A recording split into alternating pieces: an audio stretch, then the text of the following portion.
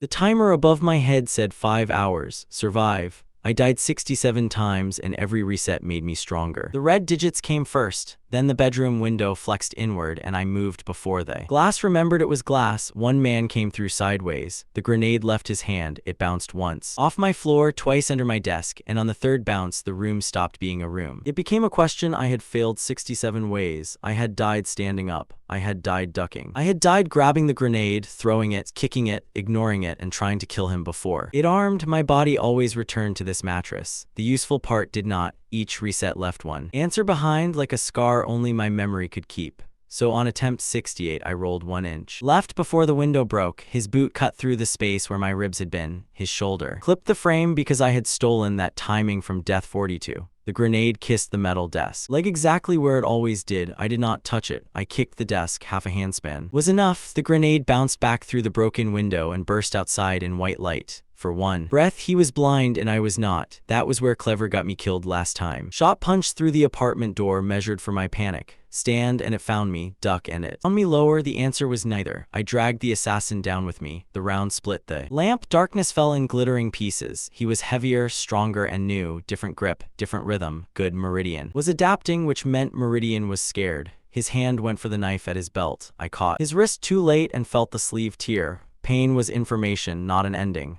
Attempt 59 had taught me a better weapon than strength. I pressed my mouth near his stolen earpiece and whispered, "Window 1 is clean." He froze, not because the phrase controlled him, because last loop his handler used those words and every sniper trusted them. Outside, 3 red dots slid off my wall. 5 seconds, my first real win. I spent 2 smashing the radio, 1 taking his sidearm and 2 diving into the bathroom. As the ceiling above my bed opened, a drone no bigger than a crow dropped from the vent and unfolded a barrel where my head had been. New problem, useful. The timer followed me through the just 4 hours 59 minutes 12 seconds. Survive. I had escaped the grenade. I had stolen a command phrase. I had proved they could see changes between attempts, which meant hiding was already dead. The broken earpiece hissed from the floor. Target confirmed. The constant is adapting. The name should have meant nothing. It didn't, and somehow I hated it anyway. Every lock in the building clicked shut. Hall lights died one by one. The organization had stopped running an assassination. Now they were running a cage. I smiled because after 67 deaths, a cage was just a room that hadn't confessed its exit yet.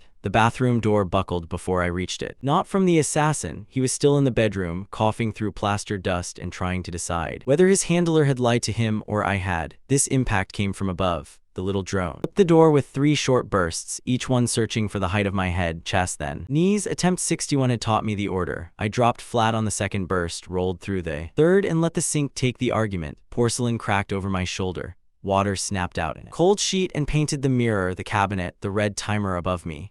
The numbers floated in the glass as if someone had hung my deadline from the ceiling. 4 hours, 58 minutes, 47 seconds. Survive. I could not take the drone with me. Attempt 63 had tried that. It had tracked heat, sound, and stupidity with equal enthusiasm. I could not shoot it either. Attempt 64 had spent 2 rounds learning the casing was harder than my morning deserved, and the ricochet had made the bathroom very small. So I did what had looked pointless 6 deaths ago. I reached under the sink, twisted the hot water valve until steam coughed into the room, and yanked the shower curtain down. Plastic rings scattered across tile. The drone adjusted toward the sound. I threw the curtain over the mirror instead of the drone. The wet plastic caught the reflected timer and the broken light in one red smear. For half a second, the drone saw motion where I was not. Half a second was an inheritance. I put my shoulder to the medicine cabinet. It did not open. It never opened. On attempt 62, I had broken my knuckles, discovering the landlord had painted it shut.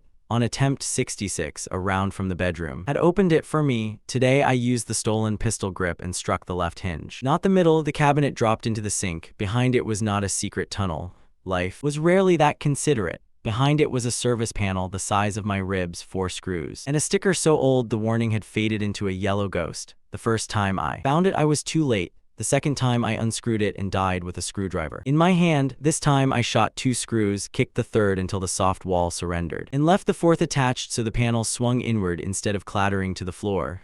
Quiet. Battered now, the assassin in the bedroom had found his feet. Report, a voice rasped from the ruined earpiece. The assassin did not answer fast enough. I heard the handler change tone, not anger. Calculation, window team, verify. I slid into the maintenance gap as the drone corrected through steam and chewed a line through the bathroom tiles where my spine had been. I did not fit. My shoulder caught, my knee struck a pipe. The service shaft smelled like rust, old heat in it. 100 apartments stacked on top of one another. It was not a way out. It was a pause that could be negotiated. The panel swung closed behind me. The bathroom exploded into light and sound. The blast threw the panel against my back, but the fourth screw held. That one screw was the difference between impact and shrapnel. It was also the kind of lesson no one should have to die twice to learn. I crawled upward because downward had been attempt 65. Downward led to the second floor laundry vent, then to a steel grate with a motion sensor bolted outside it. I had reached it once with 12 seconds more on the timer and enough hope to be embarrassing. The grate had opened onto a camera, a speaker, and a polite voice telling me to remain still for collection. Upward was worse, which made it more promising. The pipe beside my cheek ticked 3 times. I stopped. A pressure sensor clicked in the wall below my left hand. Not in the shaft, in the apartment, the bedroom floor. The first assassin had moved to the wrong board. A sharp electric pop snapped through the wall, followed by his brief shout and the heavy collapse of someone discovering his own team had stopped trusting him. Meridian did not waste resources. It repurposed them into traps. That told me 2 things. First, they did not need him alive once I left the room. Second, the cage had layers the field team did not know about. I crawled past apartment 904's drain pipe and counted the floors by smell. Burnt dust at 9. Lemon cleaner at 8. Cigarette smoke sealed into the walls at 7. I had learned those markers while dying. The stairwell, because every floor looked the same when emergency lights turned red. At the 7th floor junction, the shaft split into a horizontal service crawl. Attempt 67 had reached this far. The drone had not killed me that time. The building had. All locks had clicked shut at once. Then the hallway vents had opened. Then the floor speakers had instructed residents to remain inside for gas line verification. Then I had opened the service hatch into the hall and met a cloud that made the timer blur before everything snapped back to 5 hours. So I did not open the hatch. I pressed my ear against it. The hall beyond was silent except for one sound. No normal evacuation needed. The soft rotating whine of a camera servo. I had never heard that before. It added it because of me. Good, bad, both. Good meant my current answer had moved faster than their first plan. Bad meant someone was watching the empty square where my face should have appeared. I took the sidearm magazine out, held it by the base, and tapped the hatch. Twice, the camera servo snapped toward the sound. A red scanning line cut through the crack under the hatch and stopped at the exact center. I tapped once more lower. The line dipped.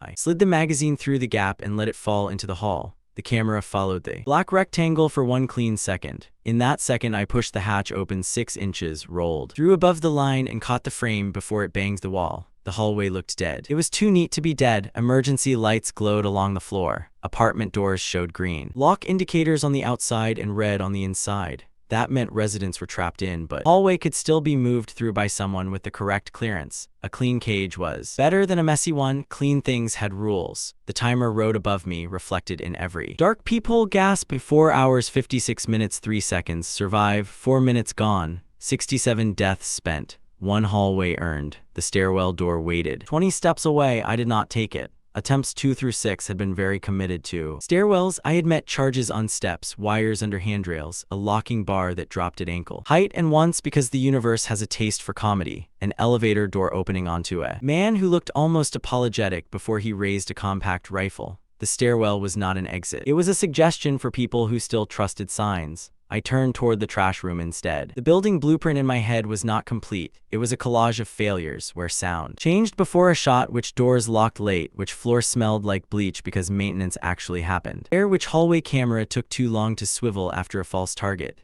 That was what my reset kept. Not muscle, not bullets, not luck, a map made out of consequences. The trash room door had a keypad. I did not know the code. I knew the janitor's rhythm. Attempt 51 had ended because I hid in a supply closet and heard him enter the code from the other side of the hall 4 seconds before a sniper round found the gap under the door. He had tapped fast, fast, pause, slow, fast. I had died with the pattern in my ear. Now I pressed the worn keys by rhythm, not certainty. The latch clicked, a small victory. Naturally, it came with teeth. The hallway speaker above me woke. Resident Kurose, it said, remain where you are. Emergency personnel are approaching. My name in the machine voice hit harder than the shots. Not because they knew it, of course they knew it. They had broken into my room with a grenade and confidence. It hit because the building said it like it had always belonged to them. I stepped into the trash room and closed the door softly. The first bullet passed through the hall where my shoulder had been, the second followed lower, the third did not fire. They were adjusting again. Inside, the trash room dropped into a vertical chute too narrow for pride and almost too narrow for ribs. A metal service ladder ran beside it.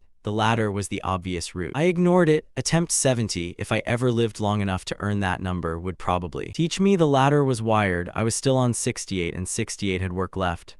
I tore the trash chute handle halfway open and wedged the broken magazine base into the hinge.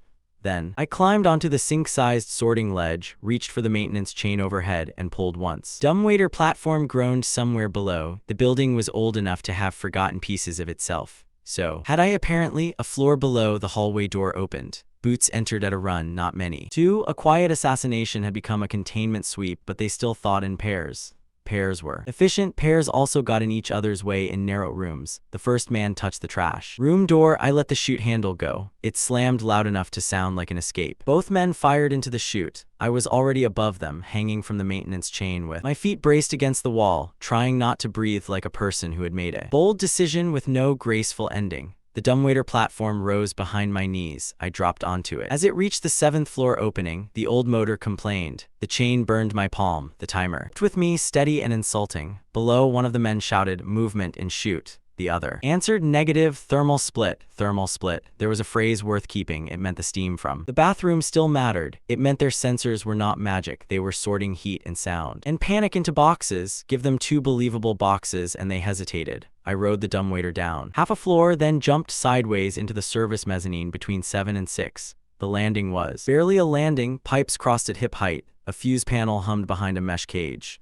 The air tasted like dust and ozone. Here, attempt 67 had ended with the building locking everything at once. I had crawled out too early, trusted the hall, and learned about gas. Today I had arrived from the trash room instead of the bathroom hatch. Different entrance, different camera angle, different problem. The fuse panel had 6 labeled switches. 5 were real. The 6th had no wire behind it. I knew because attempt 48 had used all 6 and turned my apartment into a dark room. With snipers still able to see, today I flipped only the 4th. The hallway lights on the 6th floor blinked out. The emergency floor strips stayed on. More important, the magnetic locks hiccuped. Not open, never that generous. They hiccuped. 1 second of old hardware disagreeing with new control. I moved. The service door opened into the 6th floor corridor exactly as 2 containment men reached the trash room. Above, their boots thundered in the wrong direction. The camera at the corner turned blind because its power had dropped and returned. It would reboot in 7 seconds. I had 4 before the handler understood the pattern. The elevator stood at the end of the hall with its doors closed. Another sign lying to honest people. I crossed to the laundry room instead and used the sidearm barrel to hook the door open from an angle. No shot, no gas, no voice. That was new. And new was not the same as safe. Inside, industrial machines sat in 2 rows, dryers with round black mouths, a folding table, a vending machine full of detergent packets, a service window above. The machines led to the external vent stack. I had seen the vent stack from outside on Death 17 while falling past it. A memory like that does not become less rude with repetition. I climbed onto the folding table. The speaker in the hallway crackled. He left the room.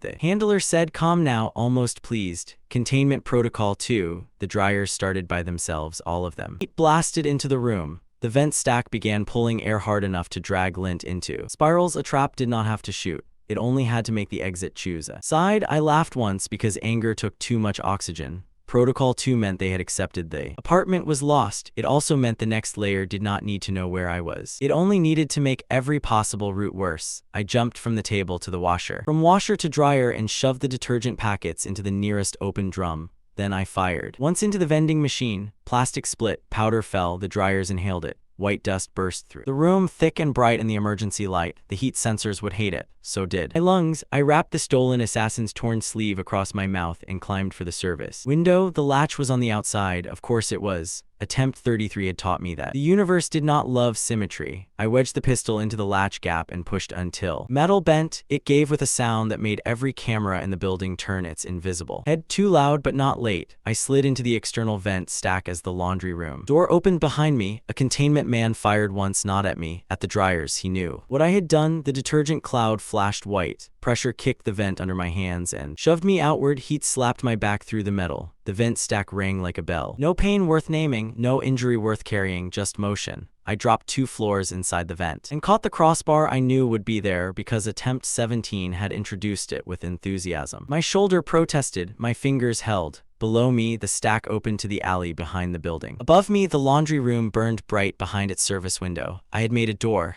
Meridian. Made a beacon, both could be true. The alley access grate was bolted from the inside. That was the first kind thing the building had done all morning. I kicked twice at the lower left corners. The bolts tore out of rusted metal. The grate fell outward and landed on the fire escape with a clang loud enough to file taxes. For once, I did not care. I climbed out into cold air. The city was below me, gray and wet and unbelievably normal. Delivery scooters hissed through puddles. A bus sighed at the corner. Someone in an apartment across the alley pulled their curtain aside, saw me covered in dust and steam, and immediately decided the curtain had never been opened. Smart person, the timer hung above me without touching the rain. 4 hours, 51 minutes, 39 seconds. Survive. I had left the bedroom. I had beaten the grenade, the door shot, the drone, the hallway camera, the trash room sweep, the service lock, the laundry heat, and one old building's best impression. A coffin, that sounded like success until every traffic light on the street below changed to red at the same time, not one intersection. 6 cars stopped in a grid too clean to be traffic. Pedestrian signals froze mid-count. A black van at the curb turned on its headlights, then another behind it, then 2 more at the far end of the block. On rooftops across the street, small shapes lifted from air conditioning units like birds deciding gravity was optional.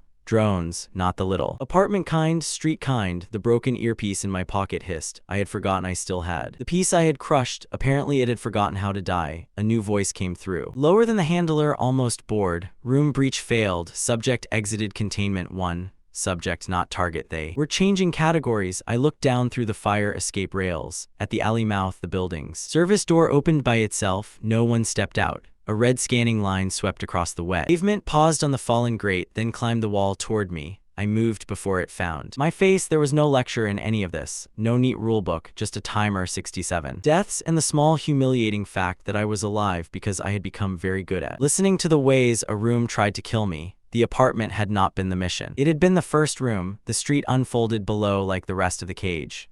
I did the stupid thing first. I ran, not because I thought running would solve it. Hope had been beaten out of me with better tools than doubt. I ran because a system only showed its teeth when something tried to leave its mouth. The scanning line climbed the brick below my boots. I dropped from the fire escape, caught the railing 1 floor down, swung to the alley ladder, and landed hard beside the grate I had kicked loose. Behind me, the service door finished opening. No men, no warning, just a red beam sweeping for the shape of my face. Timer moved with me through the rain. 4 hours, 50 minutes, 58 seconds. Survive. The first black van at the curb did not accelerate. That was the trick. Honest hunters chased. Meridian arranged. Traffic lights held every car in place. The bus at the corner sighed, open even though no one had pressed the door. Delivery scooter coasted across the alley mouth and stalled exactly where my sprint wanted to go.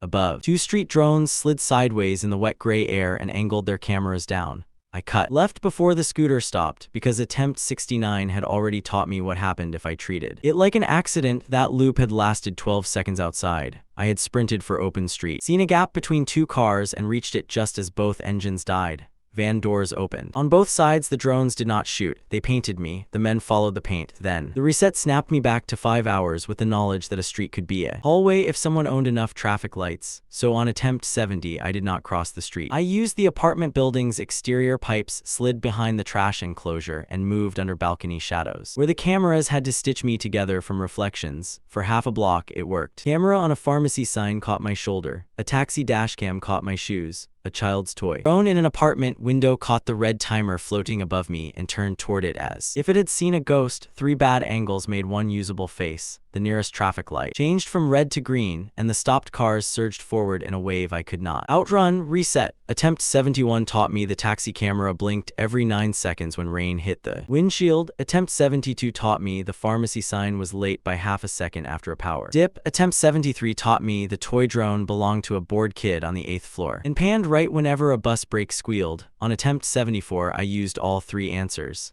I waited under the balcony until the taxi wipers crossed. I stepped into the pharmacy sign's blind half-second. I threw a loose detergent packet from the laundry room into the street as the bus squealed. White powder burst under a tire. The toy drone turned toward the little storm instead of my timer. The camera chain lost me. For 6 whole breaths, I was not in Meridian's map. Woman with an umbrella walked past me without looking up. A delivery rider cursed at the powder cloud. The drones above separated, one following the false motion, the other hovering uncertainly over the alley. Mouth microwin bigger problem. The broken earpiece in my pocket hissed. Pattern drift confirmed, a voice said. He is not choosing exits, he is sampling them. I hated how pleased the voice sounded. Next traffic light did not switch, it pulsed. Red, red, red, green. The false rhythm pulled 3 cars forward and stopped the 4th, creating a moving wall that adjusted as I adjusted.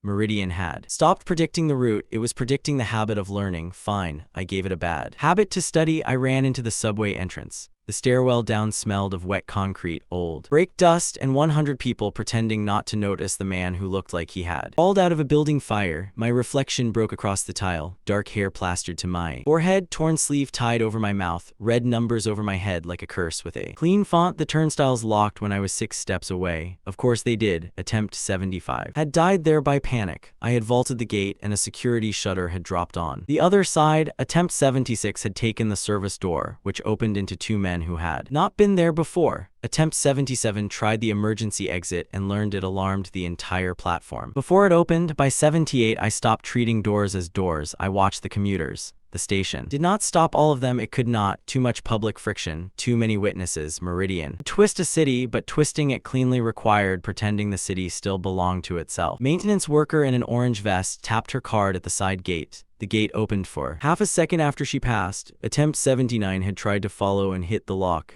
Attempt 80 heard the lock click twice, once for the card, once when her radio pinged the station mesh. Attempt 81 counted the delay between the radio ping and the gate's second click. On attempt 82, I matched it. I stepped close behind the maintenance worker, not touching her, not crowding her, just close enough to ride the gate's old mercy. The second click came, I slid through sideways and disappeared into the platform crowd. No chase, no gunfire, no dramatic shout. The best escape looked boring. Then every advertisement screen on the platform changed at once. Not to my face, that would been too loud. The screens showed a public service warning about service delays with one line buried at the bottom: route adjustment for safety inspection. The train I needed skipped the station. Train I did not need arrived early, doors opening with a cheerful chime. A Meridian voice murmured through the earpiece almost under the platform noise. Transit branch responding, subject favors service seems. There it was, active, intelligent, not omniscient, but fast enough to bruise the future. I backed away from the arriving train and let the crowd carry me toward a staff corridor. A camera above the vending machines pivoted late because it expected me to take the bait train.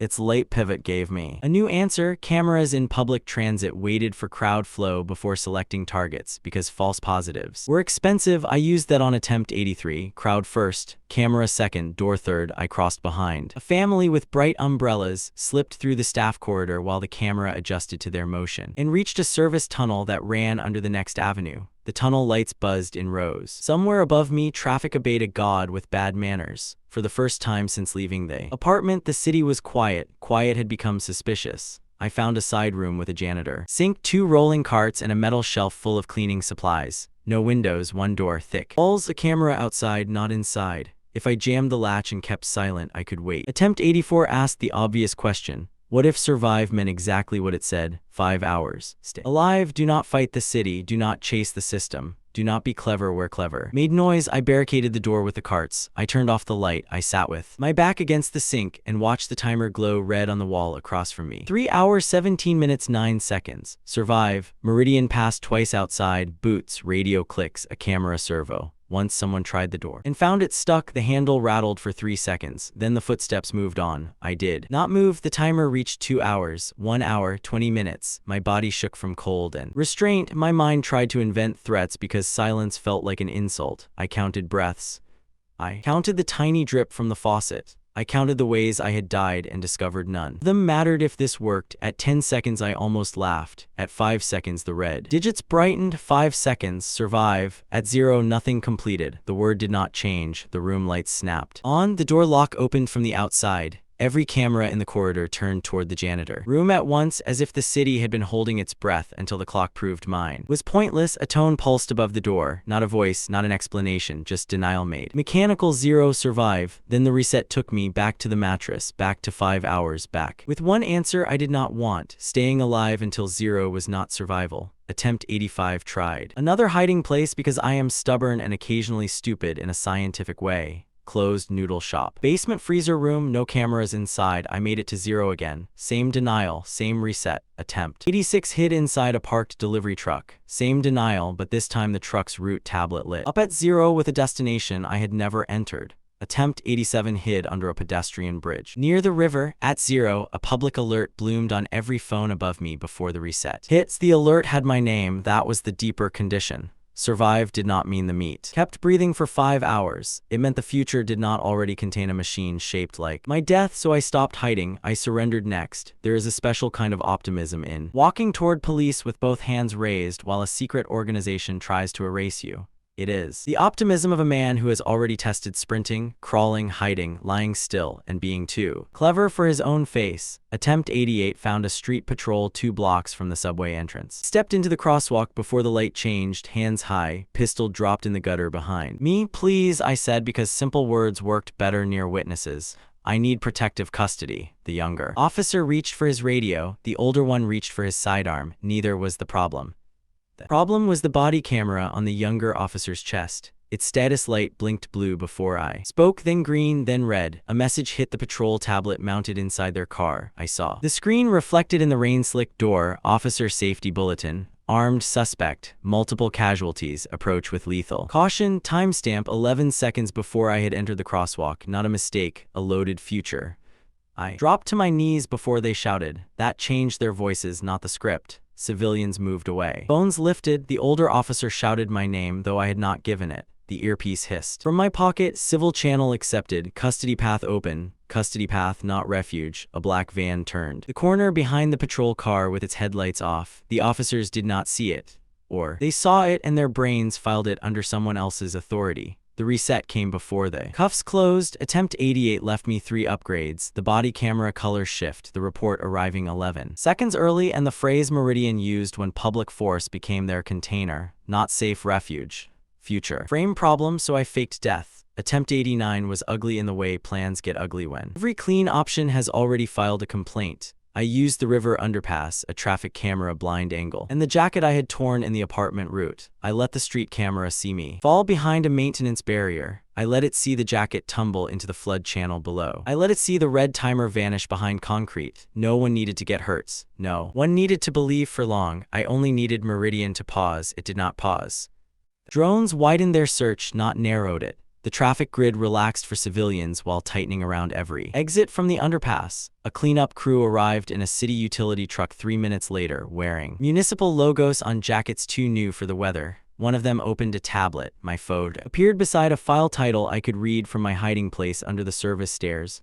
Posthumous. Package release if subject lost. I nearly admired the insult. Dead, alive, missing, surrendered, every version of me was useful to them. If I vanished, the story would simply harden without me around to contradict it. Attempt 90 changed the fake death. I did not leave a jacket, I left a heat source in a maintenance alcove, and ran the opposite direction through the camera seam. I had learned from the subway crowd. Meridian did pause that time for 42 seconds. 42 seconds was a lifetime, which meant it also had a price. The posthumous package opened early. A file fragment appeared on a billboard outside the station. A grainy still of my face from a lobby camera, framed beside a time and address I had never seen. The headline did not accuse me yet. It prepared the shape of accusation. Person of interest sought in city center incident. Under that, in smaller type, was a metadata tag left visible for 1 sloppy second before the screen corrected.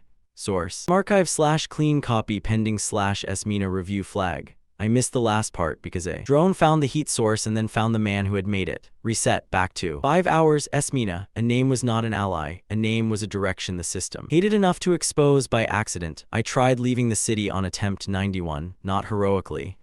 I did not steal a car and roar toward the horizon. Roads were too honest. Cameras loved roads. I used the subway service tunnel to reach a freight access point, then moved through the back of a parcel depot while the morning shift argued with a delayed scanner. I wore a reflective vest from a supply rack and carried an empty crate like confidence had weight. The timer at my shoulder read 4 hours 8 minutes 22 seconds. Survive. The delivery truck rolled north through 3 checkpoints without stopping. I lay behind stacked boxes and listened to the driver sing under his breath. No drones hit the roof. No van boxed us in. No traffic lights pulsed like veins. For 20 minutes, the city loosened. When we reached the river bridge, the truck's navigation screen flickered. The driver stopped singing. A toll. Camera clicked once overhead, though the lane barrier was already open. Every phone in the cab screamed. At the same time, emergency alert. My photo filled the driver's cracked screen. This time the headline had grown teeth: murder suspect believed to be fleeing city. The timestamp under the alert was impossible. It was scheduled 4 minutes in the future. The system had not caught me leaving. It had prepared the world where leaving proved guilt. The driver looked back at the cargo wall. He did not know I was there. He knew someone might be. Fear made the guess for him. Behind us, a police siren woke. Ahead, the bridge lights changed red one by one, not all at once. This time, Meridian had learned. I noticed symmetry. I closed my eyes, not in surrender. Calculation: leaving the city did not escape the mission. It exported the frame.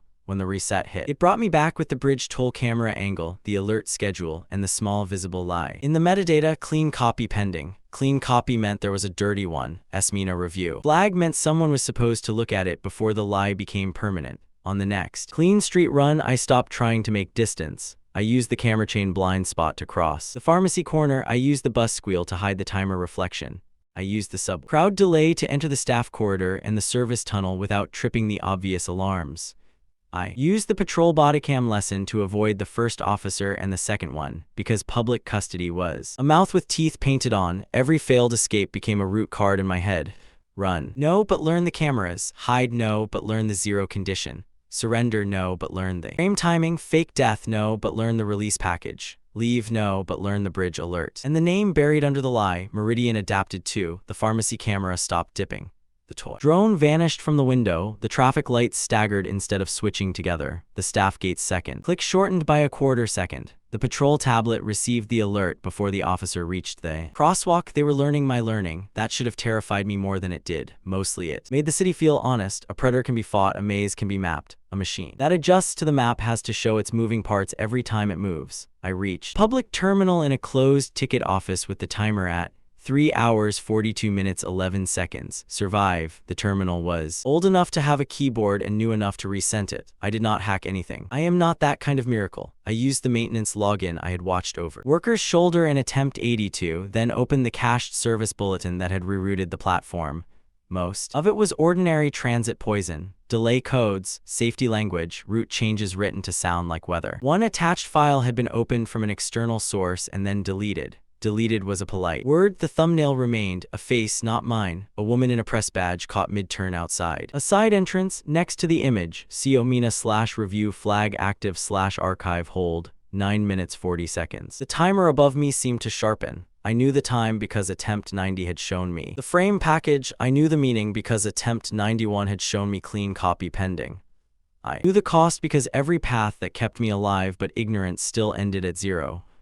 Mina was not rescue yet. She was not trust. She was not a person I had earned the right to ask anything from. She was the first living contradiction in a system trying to write my death in advance, and I was already late. The terminal chirped. Access revoked. The corridor camera outside the office turned toward me even though I had blocked its first angle. A second camera unfolded from the ceiling panel behind it. New, added because I had been too quiet.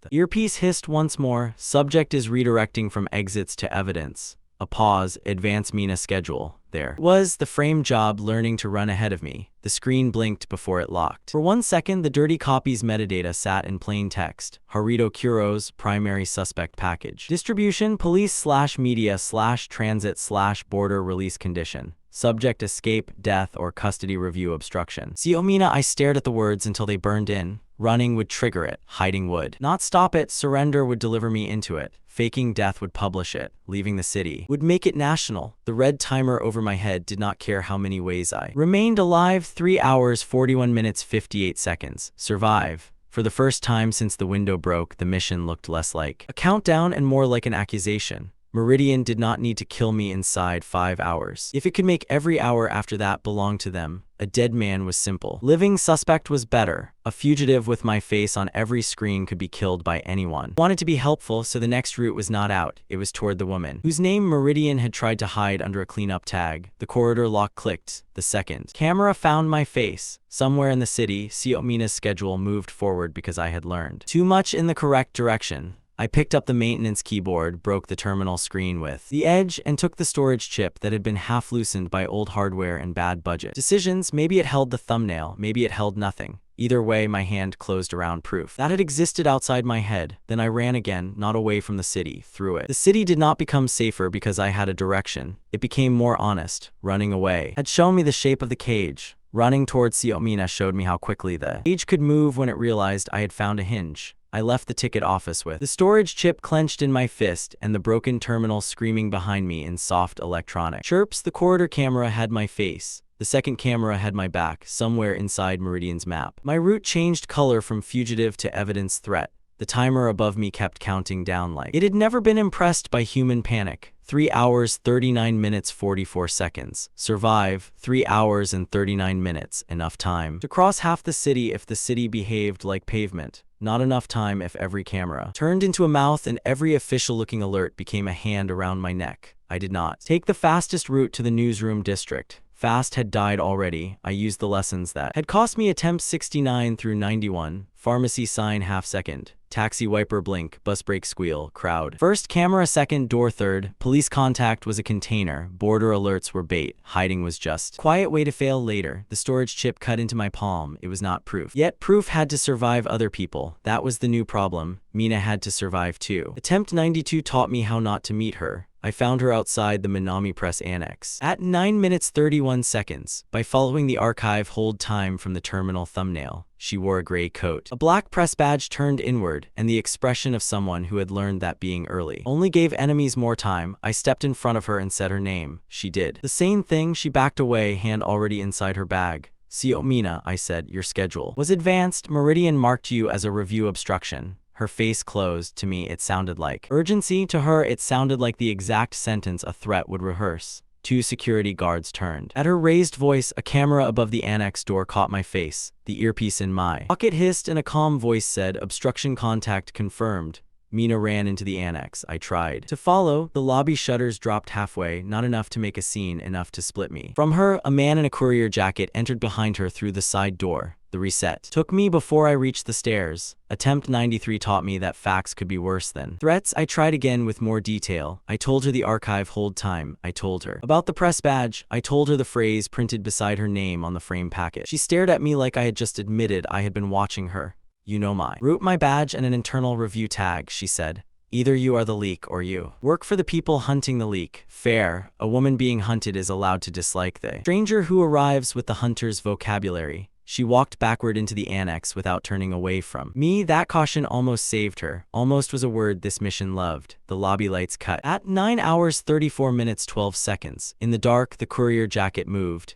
Mina shouted once, not in fear, in anger. The reset snapped me back before I could learn where the courier took the archive drive. Attempt 94 taught me not to ask for belief. Attempt 95 taught me what she would verify. Mina did not trust speeches. She trusted sequence, time, and independent sources. She answered no unknown caller, but she read every message from a contact named Ren Kaji within 2 seconds. She ignored grand claims. She noticed small predictions that cost me nothing if they were wrong and cost her everything if they were right. So on the clean attempt, I did not step in front of her. I stood 6 paces away under the dead corner of a noodle shop sign and put both hands where she could see them. Do not come closer, she said before I opened my mouth. Good, alive, and suspicious. My name is Harito Kurose, I said. You have no reason to trust me. In 9 seconds, your phone will buzz twice. First message from Ren, he will say the archive copy you asked for has 2 timestamps. Second message from an unknown number, it will tell you to enter through the main lobby. Do not use that door. Her eyes flicked to my hands, my face, the street behind me, not convinced. Measuring, you rehearse well, she said. 7 seconds. The timer over my head reflected in the shop window between us. 3 hours, 35 minutes, 6 seconds. Survive. Mina saw the reflection, her jaw tightened. If I had led with the timer, she would have decided it was a projection or a trick. She had spent her life around edited footage and staged truth. Glowing countdown above a stranger was not proof. It was another suspicious object. Her phone buzzed once. Her thumb did not move. Second buzz. Now she looked. Her expression did not soften. It sharpened. You could have spoofed those. Yes, I said. That is why you are going to call Ren back from your own contact list. He will answer with, tell me you are not in the lobby. He is eating something crunchy and pretending he is not worried. Mina held my gaze while she tapped the call. I heard the tiny click when it connected. I did not hear Ren's words, but I saw the answer land in her eyes. Still not trust, interest under alarm. That's progress. Next prediction, I said. The annex lobby loses power at 9 hours 34 minutes 12 seconds. A courier in a green jacket uses the outage to move through the side stair. He is not delivering anything. He is there for your archive drive. You keep saying things a stalker could know. A stalker would tell you to run with me, and you are not. I am telling you to keep your distance. Test me once more and then choose the route yourself. That bought me the first full second of silence she had given me voluntarily. A bus groaned at the corner, across the street. The green jacket courier adjusted his cap without looking at us. He had a messenger bag too empty, delivery, and shoes too clean for the rain. Mina saw where I looked. She not turn, good instincts, your left hand, she said. I opened it. The storage chip lay red against my palm from where I had been gripping it too hard. Where did you get that? Ticket office terminal. It held your thumbnail or a cached piece of it. I do not know which. I know the metadata around it named you review obstruction. You broke a terminal and stole a chip. Yes, you understand how bad that sounds. I am having a difficult morning with public relations. For half a breath she almost smiled. Almost. Then the annex lights went out. Every window in the lobby went black at once. Mina did not run to me. She did not gasp. She watched the side entrance reflection in the dark glass and saw the courier change direction exactly when I had said he would. That was the moment disbelief became conditional. Not belief. Never that easy. 30 seconds, she said. Then I decide whether to scream. I need you alive, and I need the evidence clean enough that releasing it does not frame me. There it is. What? The part where saving me is about you. The hit landed because it was not wrong. I need you alive because you are a person they moved up on a kill schedule. I said, gasp.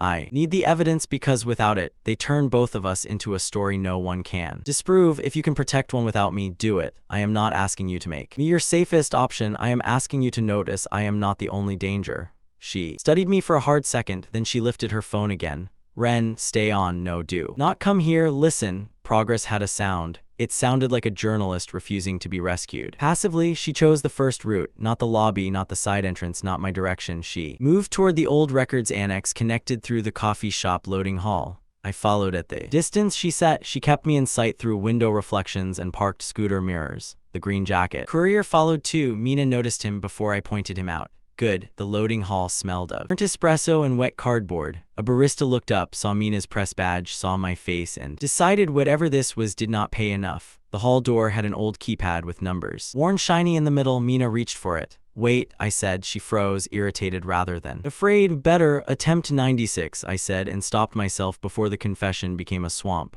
The keypad accepts your code, then locks for emergency inspection. It traps you in the glass corridor. Use the employee prop instead. The what's? I pointed to a rubber doorstop under a folded delivery mat. Mina looked at the keypad, looked at the doorstop, looked at me like she hated that the stupid option made sense. She wedged the door before entering the code. The keypad blinked green, then red. Emergency inspection lit across the tiny screen. The magnetic lock fired with a heavy click, but the doorstop held the door open by the thickness of 2 fingers. Mina's breathing changed. You saw this. 4, yes. How many times? Enough to stop explaining badly. That is not an answer. It is the only one that keeps us moving. She did not like that. She moved anyway, behind us. The courier stopped pretending and started walking fast. The records annex was narrow, shelved, and colder than the street. Mina knew it like a map she had built out of other people's lies. She passed 3 rolling shelves, skipped the obvious terminal, and went to a wall of old press kits that looked too analog to matter. Attempt 97 had lost her here. I had thought the drive was in the terminal because Meridian's metadata said archive.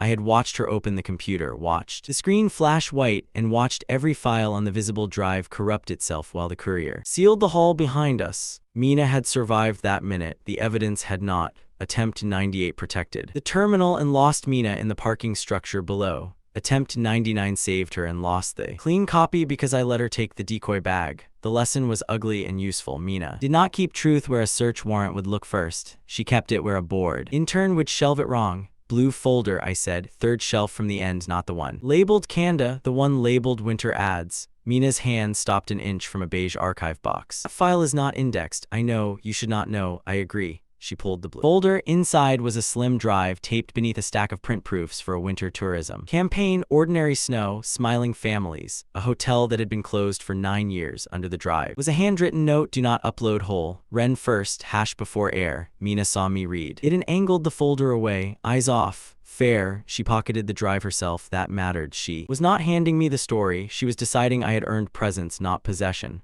The lights in the archive flickered, power cut rolls from lobby to annex in 16 seconds, I said. When it hits, the hall camera dies, but the emergency camera over the freight elevator wakes up. It has a better angle, we do not use the elevator. You set distance, I follow it. Mina spoke into her phone. Ren, mark a live hash window in 2 minutes. No, not upload. Verification only, I need you to compare source path, timestamp drift, and salt signatures. She listened. Her face changed at the last phrase. What salt signatures? I asked. She looked at me sharply. You know the word? I know the packet is double-edged. I know releasing it whole makes me look guilty. I do not know how. That answer seemed to matter more than a confident lie would. Have Mina open the drive on a small offline reader she took from her bag. The screen glowed dull blue in the shelf shadows. Not a public terminal, not the obvious machine, her machine. Her habits, 3 folders appeared. Kanda roof collapse, Haste line signal failure, East Ward clinic evacuation. The names meant little to me. Mina's face said they meant enough. She opened one file, not fully. Only the header and hash data. A video thumbnail loaded of a maintenance door propped open before an official accident time. A memo line attached to it carried no signature, only a source chain. And the same cold label I had seen in the frame package. Meridian, not a department, not a desk, not a form, a hand in the structure of bad days. Mina swallowed once. I thought they were burying negligence, she said, not staging outcomes. The word outcomes made the room colder. The reader blinked again. A 4th folder appeared after the scan caught hidden space. Harito Kurose. Coordination thread, there I was, not a face yet, worse, a structure. Mina did not open it. Her eyes cut to me. I did not put that there, I said. I know you are going to say that. I was also going to say do not delete it. That stopped her. Why? Because if it is planted, deleting it makes the clean proof look edited. We need it. Separated, not destroyed. Mina's suspicion shifted again, not down, sideways. She was not deciding I was innocent. She was deciding I understood evidence like someone being framed, not someone trying to polish a story. The hall door thudded once. The courier had reached the loading entrance. Mina closed the reader and pulled 2 thin data wafers from the folder seam. 1 dirty packet, 1 clean fragment, the whole. Archive drive is bait. These are the parts I could verify without a network. Attempt 100. Had saved the clean fragment and lost the dirty packet.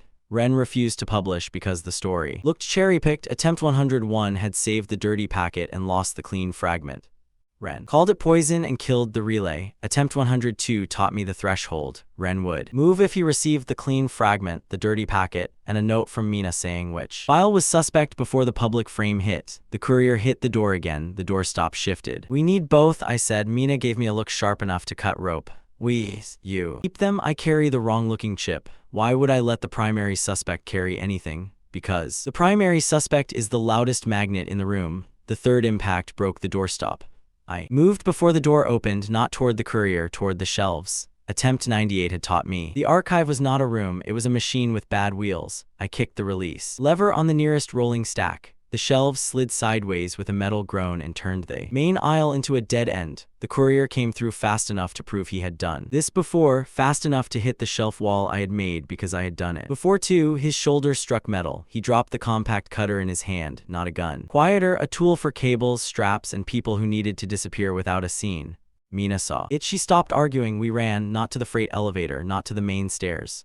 To narrow service stair behind the bound newspapers. Mina found the latch before I did. I found the timing before she needed it. Wait on the landing, I said. Parking level camera sweeps left. At the second buzz from the emergency light. The black van comes in too early if you sprint. You have been here too. Yes, and I died. I did not answer quickly enough. Mina's face went still. Noted, she said and kept moving. That was Mina, terrified, angry, and still taking notes. The parking structure opened below us in concrete layers, wet tire smell, fluorescent hum, and long blind angles. The timer reflected in puddles near my shoes. 3 hours, 18 minutes, 27 seconds. Survive. Attempt 98 had ended with a van cutting across the ramp and taking Mina out of the story in one clean motion. Attempt 99 had ended when I dragged her away from the van and a second tail took the evidence from her bag. Attempt 100 had taught me the second tail walked with a limp only when carrying weights. Attempt 101 taught me the overhead camera hid its red light during the power cut. Attempt 102 taught me the van arrived 12 seconds before. The lights stabilized, so I did not tell Mina to sprint. I told her to slow down. She hated that more than running with me. Now, I said when the emergency light buzzed for the second time. Gasp, she crossed half the lane. Stop. The black van shot through the space she would have occupied if she had trusted fear. Wind slapped her coat against her legs. She did not flinch until after it passed. Then she looked at me like belief had become inconvenient. The limping man entered from the payment machines empty-handed. That was new. Meridian had adapted again, they knew. I had seen the bag weight. This time he carried nothing visible. Left sleeve, Mina said. I saw the bulge at his cuff a second after she did. Progress worked both ways. She grabbed parking cone and rolled it into the lane. I kicked it under the next car's sensor. Strip, the exit gate lifted by reflex, confused by a vehicle that was not there. The gate's movement pulled the overhead camera toward the phantom car. Mina used the angle to duck behind a concrete pillar. I stepped into the open with the stolen terminal chip held high, looking for this. The limping man turned toward me. The van braked. Both threats chose the obvious magnet. Mina moved behind them. For one beautiful second, she was not rescue. She was strategy. She opened the emergency cabinet, pulled the fire blanket, and threw it across the van's windshield. The driver did not crash. He braked hard enough to block the ramp and trap his own second man on the wrong side. Micro-win, bigger problem. Every parking screen flickered on at once. My face appeared on the payment kiosk, the elevator panel, the exit sign display. Not a full alert yet. A pre-roll. Person of interest. Hold for questioning. Below it, a clock appeared that was not my timer. Public release. Q. 17 minutes. Mina saw it too. 17 minutes until the frame goes wider, she said. Can Ren stop it? Ren can verify a contradiction. He cannot erase a city. Good, I am better at contradictions than erasing cities. She almost smiled again. This time it reached one eye. We took the maintenance door because the gate was blocked and the elevator was bait. The corridor beyond ran under the next block and ended at a delivery alcove behind a closed print shop. Mina locked the door with a strip of metal from the fire cabinet. Not permanent enough. She set the offline reader on an overturned crate and connected both data wafers. Then she held out her other hand. The chip, I gave it to her. She noticed that I did not hesitate. Another small test. Another small pass. The chip loaded only a thumbnail and a partial metadata table, but it gave her something the wafers did not. The release conditions string from the terminal cache. Subject escape, death, or custody. Mina copied it into her own note, then attached 3 lines for Ren. Clean fragment, staged. Event source path, dirty packet, includes planted Kurose coordination thread. Cache chip, proves frame packet existed before. Current public alerts. She did not ask me to approve the wording. I liked her better for that. Ren's reply came in a block of text too fast for one calm person. Mina read it, then turned the screen toward me from a distance. He would verify source drift if he had 12 minutes. He would not publish full evidence. He would cache a short contradiction. The frame packet existed before the alert, and the planted thread did not match the source path of the staged event files. 12 minutes. The public release queue showed 15. Enough if nothing else moved. Something else moved. The earpiece in my pocket hissed. I had forgotten it was still there. Forgetting tools was how tools became traps. Obstruction remains active, a voice said. Subject and reviewer linked. Advance release by 5. The parking kiosk clock outside the corridor shifted. Public release queue, 10 minutes. Mina stared at the numbers. They are listening to your route. They are listening to their own equipment, I said, pulling the earpiece out. I crushed it under my heel. Too late to stop the advance, not too late to deny the next free answer. Mina had gone pale, but her hands stayed steady.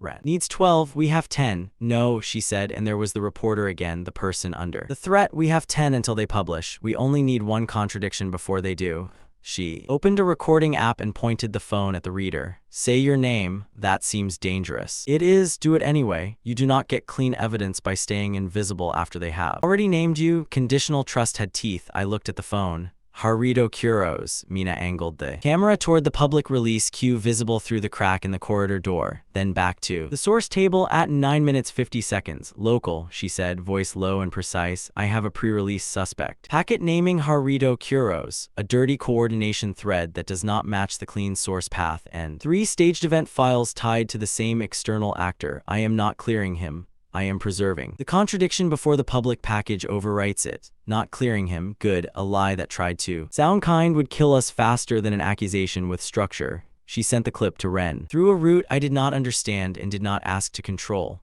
The corridor lock began to click from the other side. Meridian was done using the city politely. Mina packed the wafers separately. Clean fragment in her coat lining. Dirty packet under the phone case. Cache copy to Ren. Original chip into a drain slot behind the crate with a piece of tape marking its location. Evidence did not become safer by being held in one hand. another retained upgrade, and it was not mine. The first man hit the door. I braced it because I had the body for bracing and no illusion that heroism was a plan. Mina pulled a stack of print shop flyers and scattered them across the wet floor under the door gap. When the door forced open, the man's first step slid, not enough to injure him badly, enough to make timing usable. I hit the light switch as he recovered. Darkness. Mina moved not where I told her, but where the evidence needed to go. Ren's confirmation pinged from her phone. Cash received. Verifying contradiction. The timer above me. Read 3 hours 7 minutes 12 seconds. Survive. Not complete, not close. But this was the first attempt where saving someone had also saved a path forward. We slipped out through the print shop's rear service hatch into a lane that smelled of ink and rain. Above the opposite building, a public screen brightened with my face, then stuttered. For 1 second, the person of interest alert tried to load. For 1 second after that, a gray box covered it. Source conflict under review. Mina saw the box and exhaled like she had been holding her breath since before I met her. Ren bought minutes, she said. How many? Not enough to celebrate. Good, I am out of practice. This time she did smile, small, exhausted. Real enough to make the next sound worse. Every screen in the lane changed again. The gray box vanished. My face returned, blurred for half a second before sharpening. Below it, a new line wrote itself in official language, so clean it had probably been prepared before I woke up. Primary suspect package escalated. Source dispute routed to Origin Hub. Mina's smile died. Origin Hub, she said. That is where the source chain is being rewritten. Can Ren reach it? No, Ren can catch what they change. He cannot stop the place changing it. The storage chip was hidden. The clean fragment was alive. The dirty packet was separated instead of destroyed. Mina was standing beside me because she had chosen to, not because I had talked fast enough to steal her fear. Micro-win, bigger problem. The public frame had not landed cleanly, but it had found the room where clean and dirty could be made to match. The timer kept counting. 3 hours 5 minutes 49 seconds. Survive. Mina looked at me, still suspicious, still afraid, still furious in the correct direction.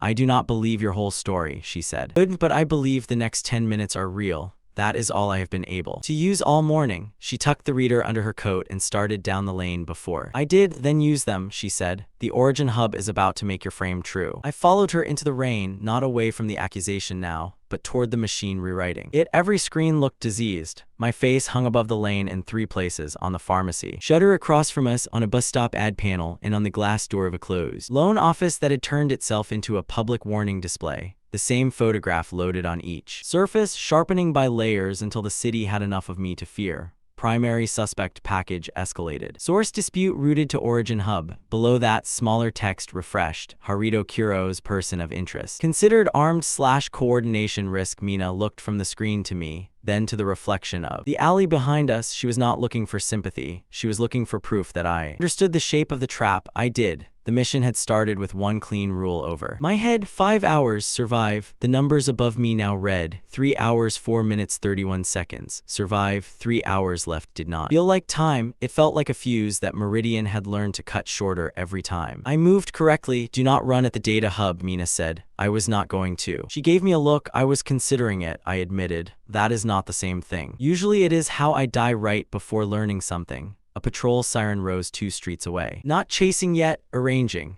Mina slid under the loan office awning and lifted her phone without unlocking the screen. The black glass showed us the lane behind, the public alert in front, and the faint blue flare of police lights beginning to thread through traffic. They have made you public, she said. That changes who can touch the evidence. Ren can preserve a conflict. He cannot persuade a city. While every official feed is calling you the source of the violence, then we give the city one thing it can see. No full dump. I remember. She watched me for the half second that meant she did not hate the answer. No clearing statement either, she said. If I say you are innocent, they make me look compromised. If Ren says it, they make him look hacked. We need contradiction, not faith. Contradiction. That word had kept Mina alive once and kept the evidence from turning poisonous twice. It was also the word I had failed to understand on the first public frame. Loop. Attempt 105 had been simple, too simple. I saw the alert, grabbed Mina's sleeve, and treated the city like another hallway. 2 turns, 1 service gate, 1 police cordon ahead. I had timed the light cycle perfectly. I had slipped the first camera. I had even reached the edge of the station plaza before the officers closed in. I had thought surrendering in public would protect us. It did not. An officer's bodycam light had shifted from green to blue before he asked my name. Inside the intake corridor, a report had already been open on a tablet, complete enough to include an admission I had not made and a timestamp 7 minutes in the future. When I ejected, the recording cut sound. When Mina demanded chain of custody, they separated her from her wafers. With the kind of politeness that left no fingerprints. The timer reached 0 in a holding room. That smelled like disinfectant and warm plastic. I woke with the taste of that plastic in my mouth and the only useful thing in my head, the report existed before the statement. Attempt 106 taught me that explaining faster did not matter. Attempt 107 taught me that shouting about pre-written evidence made everyone look exactly where Meridian wanted. Attempt 108 taught me the tablet timestamp. 9 hours 58 minutes 44 seconds. The pre-written report went live at 9 hours 58 minutes 44 seconds, but the officer who supposedly created it did not scan my wristband. Until 9 hours 59 minutes 3 seconds, 19 seconds, not innocence. A crack, patrol contact in 40, I said. Mina's eyes narrowed. From which side? Left street first, right street after. Left officer asks me to raise my hands. Right officer tells you to put the bag down before he knows there is a bag. That prediction buys you nothing with me. I already believe the next 10 minutes. It is not for you. The first patrol car turned into the lane. Its lights painted the wet ground red, then blue, then red again. A second car paused at the far end, exactly late enough to look accidental. Mina stepped away from me, not abandoning me, making space. She lifted both hands with her phone pinched between two fingers, screen facing out. Recording to remote cache, she said, loudly enough for the first officer to hear. The officer at the left door opened his car before it fully stopped. Harito Kurose, hands visible. I raised my hands. The officer at the far end shouted, "You." The woman put the bag down. Mina did not put it down. She did not smile either. She simply turned her wrist so her camera caught the far officer, the bag still under her coat and the timestamp on the public warning screen behind him. "Officer," she called, "how did you identify a concealed bag from 30 meters in rain before approaching?" The left officer hesitated. That hesitation was not mercy, it was data. His script had collided with visible reality, the screen above us. Refreshed again, coordinated assault suspect, civilian accomplice likely. Mina's jaw tightened. "Accomplice now," she said, "because you kept the evidence alive. Do not sound pleased. I am relieved the trap is honest." The left officer advanced with one hand near his weapon and the other holding a thin flexcuff strip.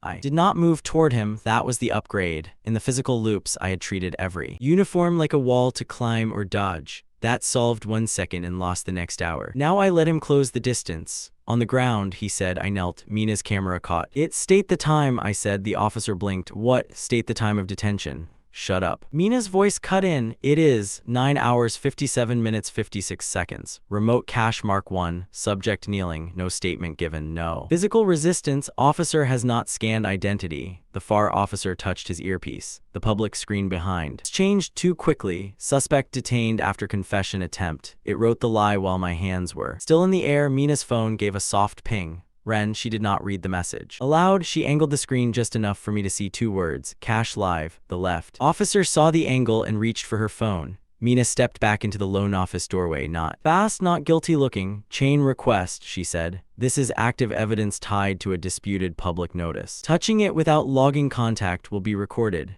The officer stopped with his hand half raised. That was our first real win in the section, and it was tiny. One hand stopped, one camera kept. Seeing one lie had appeared too early. The bigger problem arrived as 4 more patrol cars sealed the lane, a black sedan parked behind them. No siren, no visible agency markings, the kind of car that made uniforms straighten without knowing why. A man in a gray raincoat stepped out. He looked late 40s, clean-shaved, exhausted around the eyes. Lieutenant Arai, I knew his name from the loops, where his signature had closed the frame around my neck. He was not a friend in any of them. He was worse than an enemy. A man with a pen, a duty, and just enough self-preservation to be moved by risk. Arai took in the lane, me kneeling, Mina recording. The screen still broadcasting a confession attempt that had not happened. The officer frozen between procedure and panic. "Phones down," Arai said. Mina answered before I could. "No." Several officers shifted. Arai looked at her. "You are interfering with an active detention." "I am preserving a timestamp contradiction in an active public frame dispute." He gave no sign that the phrase mattered. But on attempts 113 through 116 I had learned his left eye tightened whenever a document mismatch threatened him personally. It tightened now. Arai turned to me. "Harito Kurose, yes. Do you understand you are being detained in connection with coordinated attacks against public infrastructure?" No statement. Mina's camera did not move. Arai frowned. He had expected panic, argument, bargaining, something that would fit the pre-written corridor. Silence did not clear me, but it starved. Paragraph stand, he said. I stood slowly. The timer above my eyes ticked down. 3 hours, 1 minute, 6 seconds. Survive, not complete, not closer, but still counting. I motioned to the officers. Bring him in, separate the witness. Journalist, Mina said. Witness, I said, and the label tried to shrink her. Attempt 109 had failed. Because we tried to beat that label with volume. Mina pushed a full folder to Ren pushed it toward a public mirror, and Meridian cut every channel before the second file loaded. The screen showed my face, the feed stalled, and the city learned only that someone connected to me was distributing tainted material. Attempt 110 taught Ren's minimum verification window, 90 seconds for a clean contradiction. 4 minutes for a packet, too long for this arena. Attempt 111 taught us that a single feed was useless. Attempt 112 taught us the cache path through old municipal camera backups because public screens loved new orders but old traffic archives loved being ignored. So Mina did not upload a folder. She sent 3 fragments. 1. The FAR officer ordering her to drop a hidden bag before any lawful search. 2. The public screen claiming a confession before I spoke. 3. The earlier print shop clip where she stated she was not clearing me, only preserving source conflict. Ren's job was not to defend me, it was to make those 3 fragments appear together long enough that anyone copying the official feed had to copy the mismatch too. I stepped close enough that the rain stopped hitting my face. You are calm for a man in your position, he said. I have been worse at this. Is that supposed to mean something? No statement. His gaze flicked upward, not to the timer. He could not see that. He looked at the public screen. It refreshed for 1 breath. The official suspect panel stayed. Then a gray box slid over the lower third. Timestamp dispute attached. I went still. Every officer saw it. Every civilian under every awning saw it. The alert did not vanish. My face remained wet and sharp and guilty looking. But beneath it, the city's own display now carried a contradiction, not my innocence. A splinter in the machine, the FAR officer swore. Under his breath, Mina said, that is Mark II. I looked at her. Who is pushing that? A cache you cannot safely erase while everyone is watching. Everything can be erased, then do it. Mina said, do it before logging chain of custody with your officers visible while the public screen claims a confession from a man who has said exactly 2 non-statements and 1 joke.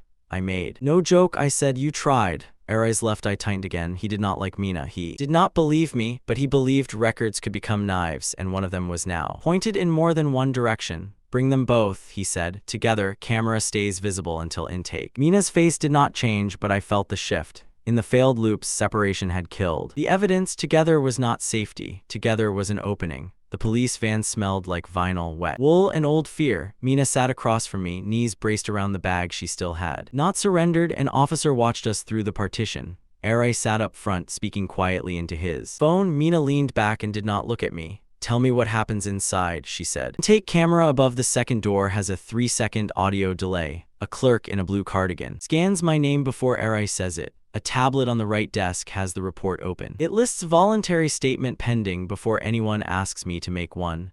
And the report timestamp, 9 hours 58 minutes 44 seconds. It is already 9 minutes 59 seconds. In earlier loops, we reached the corridor before then. Meridian has adapted. Now, the useful contradiction is not that the report is early by clock. It is that the report was created before the detention evidence chain was logged. Mina finally looked at me. You learned that after the timestamp stopped being enough? Yes, good. I hate that, but good.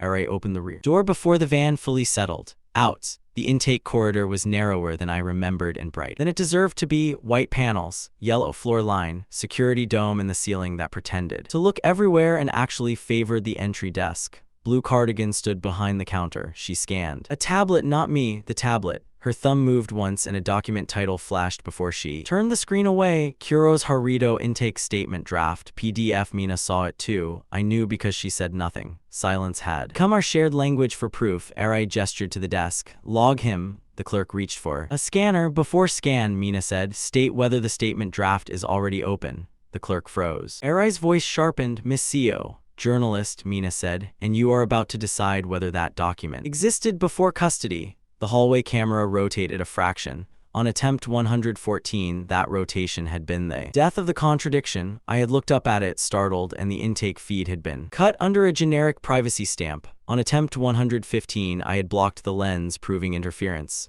On attempt 116, I learned not to touch the camera at all. I stepped into the yellow line. Painted on the floor, not past it, not behind it. Exactly where the hallway dome caught my hands, Mina's phone, Arai's face, and the tablet reflection in the glass partition. Visible changed action. Lieutenant said, order the clerk to close any document not created after scan. Arai gave me hard look. No one here takes orders from you. Then protect yourself from whoever opened it for you. That landed not because he trusted me, because the sentence gave him a reason that belonged to him. Arai turned to the clerk, screen visible. The clerk swallowed. Lieutenant visible. She turned the tablet. The report was already open. It named me as the coordinator of a planned multi-site disruption. It referenced Mina as civilian media conduit. It included a paragraph beginning, the suspect admitted awareness of the release architecture. Arai had not asked a question yet. Mina recorded the title, the paragraph, and the creation stamp in one slow pan. Created. 9 hours 42 minutes 18 seconds, nearly 20 minutes before the lane detention.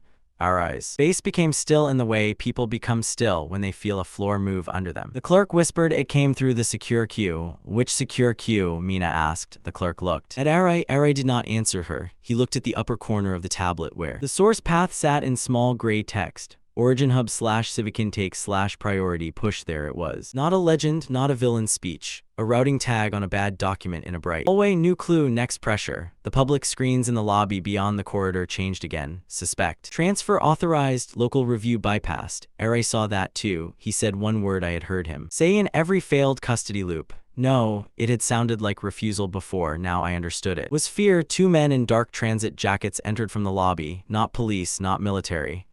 The corridor officers looked toward Arai for instruction and got none fast enough. The taller man held up a transfer slate. Priority custody relocation. Stand aside. Arai took the slate and scanned the top line. His eye tightened harder than before. Local intake incomplete, he said. Bypass authorized. By whom? The man did not blink. System authority. Mina's phone caught the phrase, system authority, not a person anyone in the corridor could question, not a department anyone could call, a door with no handle. Arai handed slate back without signing. My detainee has an active chain dispute. Your detainee is a national infrastructure threat. That was new. In attempts 117 and 118, this was where one charge cracked and Meridian stopped pretending local police mattered. Arai preserved a record. The system answered by reaching over him. The first time I had tried to use the confusion to run. Physical chase. Old mistake. I had reached the lobby. Ren's cache held for another minute. Mina shouted my name. The public screens switched from person of interest to armed fugitive. The timer did not care that I had moved quickly. 0. Found me under a pedestrian bridge with the whole country looking for a face I could not remove. The second time I stayed and argued. Meridian generated a transfer order, a health risk quarantine, and a locked transport route in less than 3 minutes. Every legal-looking doorway led to the same van. The retained upgrade was ugly and useful. The frame did not need every human to cooperate. It needed the data hub to generate enough authority that humans became decorations. So I did not run. I looked at Arai. Do not clear me, I said. His mouth tightened. I had no intention. Good. Preserve the intake record and refuse to certify the transfer until the source queue is attached. The transit jacket man stepped toward me. Enough. Mina shifted and 3 officers shifted with her, not to protect her, to stop her. But that motion put all of them in the hallway camera's frame. Lieutenant, Mina said, this is the part where your signature either documents the mismatch or buries it. Arai stared at the tablet. There were 1,000 reasons for him to choose the easier lie. Career, fear, habit. The comfort of believing the system above him had checked what he had not. None of those reasons disappeared. We did not need him brave. We needed him cornered. Ren's cache hit the lobby displays. The suspect panel shrank. Beside it, 3 tiles appeared. 9 hours 57 minutes 56 seconds. Subject kneeling. Flash no statement. 9 hours 58 minutes 2 seconds. Public feed claims confession attempt. 9 hours 42 minutes 18 seconds. Intake statement draft created. A civilian in the lobby whispered, that is before. 1 witness, not a mob, not a revolution. 1 person saying the math out loud where cameras could hear. Arai heard it, so did the officers. The transit jacket man reached for the tablet. Arai moved first, not violently, just faster by rank. He took the tablet, pressed his thumb to the local custody log, and said, clear enough for the hallway camera. Chain of custody record preserved pending source path review. Transfer certification withheld. Micro-win, the lobby screens did not clear my name, the warning stayed. The words coordination risk still sat beside my face like a brand, but another gray box appeared beneath it. Local record conflict attached. Arai had not saved me. He had saved himself in a way that happened to keep the contradiction alive. I could work. With that, the transit jacket man's expression changed for the first time. Annoyance, not fear, that was worse. He touched his earpiece. Every screen in the lobby went black. For half a second, the building. Honest, then a new alert loaded, cleaner and colder than the local warning. National Order Q. Initialized, subject, Harito Kurose threat class, constant local review, non-binding command source, civic data hub. The word hit harder than a gunshot because it explained the morning without explaining enough. Constant, Mina saw it. Arai saw it, the officers saw it. Nobody asked me what it meant, which was good because I did not have the answer that mattered yet. The timer above me read, 2 hours 54 minutes 19 seconds. Survive, still. No completion, still no mercy. Mina lowered her phone just enough to hide her shaking hand.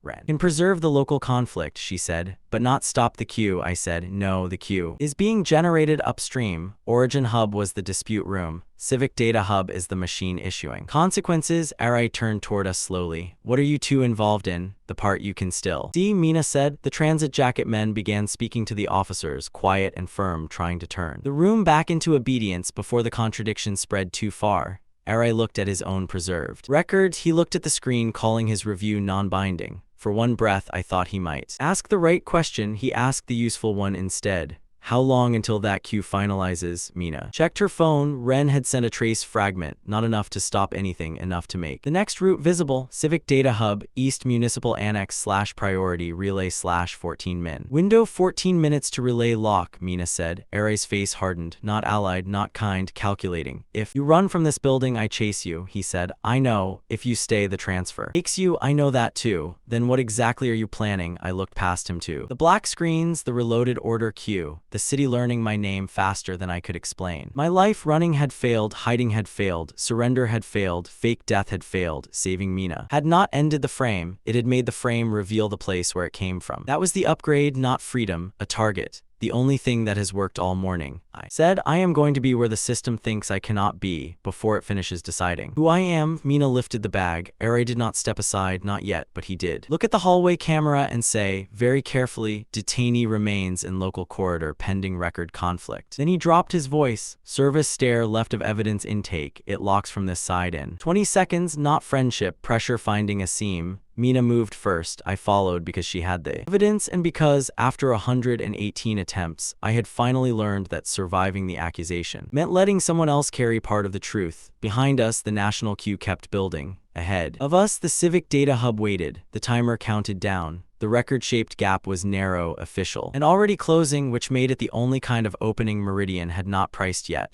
His service stair spat us into a loading corridor that smelled like wet concrete, floor polish, and old electricity. Behind us, the police station was still learning how to contradict itself. Ahead of us, the East Municipal Annex rose across the rain-slick service road with no sign on the front, except blue civic seal and a row of cameras tucked under its roofline. Normal people probably thought it held tax records. The citywide warning screens had a different opinion. National Order Q initialized. Subject Harito Kurose threat class, constant local review, non-binding command source. Civic data hub. The timer above me read 2 hours 51 minutes 44 seconds. Survive. Mina saw the countdown reflected in the glass doors before she looked at my face. She had stopped asking whether I was lying about the timer. Now she asked better questions.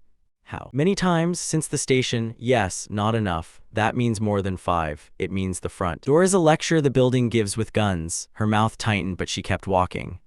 The bag with the evidence wafers was strapped beneath her coat now, not in her hand. She had made that change on her own after one attempt where a uniformed annex guard had pretended to help her with the door and palmed the strap loose before either of us saw the second camera swivel. Good, she was not my cargo. She was my second set of eyes, and the hub did not know how expensive that made her. Attempt 119 had taught me the annex did not have guards so much as moving locks, 2 at the front desk, 1 in the west vestibule, 1 in the underground staff elevator, 1 on the second floor skybridge who never looked at the hall until the lobby plant light blinked twice. Attempt 120 taught me the blind spots were bait. The corner between the visitor kiosk and the donation wall had no camera angle for 6 seconds, but stepping into it triggered the vestibule guard's badge to glow amber. Attempt 121 taught me the first password. Civic maintenance, the guard had said, bored and lethal. In the way only trained people could be bored. Night code, I had guessed wrong 3 times. Before the reset taught me that night code did not mean a word. It meant the last 4 digits on the emergency inspection sticker inside the fire hose cabinet. 4419. Attempt 122 taught me that saying 4419 out loud made the lobby camera mark my mouth's shape and flag an impossible source, so this time I did not say it. I crossed the service road. Delivery cart's canvas flap stole the guard's reflection from the wet pavement and tapped 4 fingers twice. Against the stainless steel rail, 4419, the guard at the service entrance did not look at me. His left hand moved to the desk console. The side lock clicked green. Mina gave me a look that said she hated how useful I was becoming. I learned that honestly, I said, by dying, painfully honest, not funny. No, but it kept you from saying it out loud. He accepted that with the smallest nod and slipped through after me. Inside, the annex became narrower. Not physically, the hallway was wide, matte white, and clean enough to make footsteps sound guilty. But every object had a rule attached. The wall clock above the elevator camera ran 7 seconds slow. The staff bathroom door stayed unlocked only while the second-floor guard crossed the vending alcove. The panic strips along the wall did not call police. They sealed interior fire doors and pushed all badge logs to priority review. Meridian liked ordinary systems because ordinary systems made people obey before they understood. I had started to understand. That made me dangerous. It also made me predictable. We passed the visitor elevators without touching them. I watched the reflection in Mina's phone screen as she pretended to check Ren's messages. Ren had sent 3 lines. Q relay, 11 minutes 3 seconds. Remaining hub priority floor B2. Civic continuity, no full upload. They are waiting for it. Mina angled the screen away from the ceiling camera and whispered, Ren says if we release everything from inside, they can bind it to your access attempt. Then we don't release everything. We need the command source. We need enough of it to make later lies expensive. That is not the same as winning. No, I said, it's surviving with debt. A door at the end of the corridor opened before we reached it. On the first 4 runs, I had treated that as an accident. A janitor with a cart. Tired clerk, a chance to slip through. The 5th time, the janitor had hit the panic strip with his elbow and the whole floor had folded around us. This time, I stepped left before the door opened and put 2 fingers against Mina's sleeve. She stopped. The janitor came out pushing a yellow cart that smelled too strongly of bleach. His eyes stayed low. His shoes did not squeak on the polished floor. Don't look at the cart, I whispered. Why? Because there's a camera inside the mop bucket, and if you notice it, they know we noticed it. Mina smiled at the janitor like she was annoyed about an elevator delay. I looked at the wall clock instead. Cart rolled past. The mop bucket lens tilted 1 centimeter toward my face. I scratched my cheek with my right hand, blocking the line just long enough for Mina to pass behind the cart's blind half. Small things. Surviving had become a profession of small things. The stairwell door opened on its own 10 seconds later. It should not have. I stopped so fast Mina almost hit my back. What changed? She whispered. The building is inviting us. That sounds bad. It is usually fatal. Usually, I'm trying to be optimistic. The latch clicked again, patient. Behind us, the lobby guards. Radio hissed, 2 civic maintenance, lower access pending, a woman's voice said. The voice was calm. No. Static, no hurry. I had not heard it in the earlier attempts. My skin tightened. Mina heard my breathing change. Who is that? New problem. The stairwell door opened 3 centimeters, not enough to enter, enough to show a wedge of darkness and the red glow of the emergency light. Trap, but not the old kind. Meridian's old traps repeated until I solved them. This one was announcing that it knew I had solved the others. I took Mina's phone, typed without looking at the screen, and handed it back. Ren, do not query lower access. Listen only. Mina read it and sent it. We moved away from the open stairwell. The voice on the radio returned. Maintenance. Pair deviated. Route B had not existed before. The floor changed in front of us. Not with alarms, with manners. The staff elevator opened and a harmless-looking man stepped out carrying a stack of meal trays. The west fire door unlocked. The janitor cart paused near the vending alcove. Every option became available at the same time. Amaze a rat with cheese and it still smells. The metal. I chose the staff bathroom. Mina did not ask why until we were inside with the lights off and the hand dryer humming over the sound of our breathing. Please tell me this room is not another coffin. It was on attempt 123. That is not comforting. It has a ceiling tile that drops into the cable shelf if you push from the sink. Not the toilet. Better. I climbed onto the sink. Mina locked the door behind us and used her phone flashlight against her palm, not the ceiling. She had learned too. The tile shifted. Dust fell on my coat. I pulled myself into the crawl space and reached back for her. Then the hand dryer stopped. The bathroom speaker clicked. The woman's voice came through, closer now. Harito Kurose uses. Feelings after lower root denial, Mina froze halfway up. The speaker continued. Second subject carries evidence. Do not damage evidence unless extraction fails. That was the first time all-day Meridian had admitted Mina had value alive. It should have been comforting. It meant they had a cleaner use for her then. Killing her, I gripped Mina's wrist and pulled. The bathroom door opened below us. The woman entered. Without hurry, black coat, gray gloves, no visible weapon, dark hair cut just below the jaw so it did not catch in a collar. She looked up at the missing tile like a teacher, disappointed in a clever student for using last year's answer. Our eyes met through the gap. She smiled once, not amused, measured. Sirave, Mina whispered, reading the name off a Ren message that had just arrived too late. Field command, Meridian containment. Sira reached up and touched the panic strip. With 2 fingers, every fire door on the floor locked. Then she did something worse. She broke the strip off the wall. The alarm did not know what to do with a system command. It had become physical damage. The hub doors sealed half open. The emergency map in the crawl space flickered. From green roots to gray error blocks, she had not outguessed my route. She had made the route stop being a route. The reset took us less than a minute later when the ceiling fan cut power to the crawl space and dropped the cable shelf into a locked security vestibule.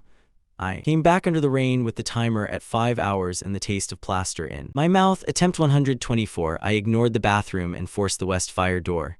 Sira waited behind it because she had realized I would reject the route she named. Attempt 125. I used the janitor cart to reach the service elevator. She sent the elevator to B3 instead of B2 and filled it with polite security officers whose badges stayed covered until the doors closed. Attempt 126. I split from Mina, so Meridian had to choose evidence or subject. Sira chose neither. She triggered an emergency protocol that locked all public exits and routed Mina's phone through the building's visitor Wi-Fi, turning Ren's cache into a suspicious contact.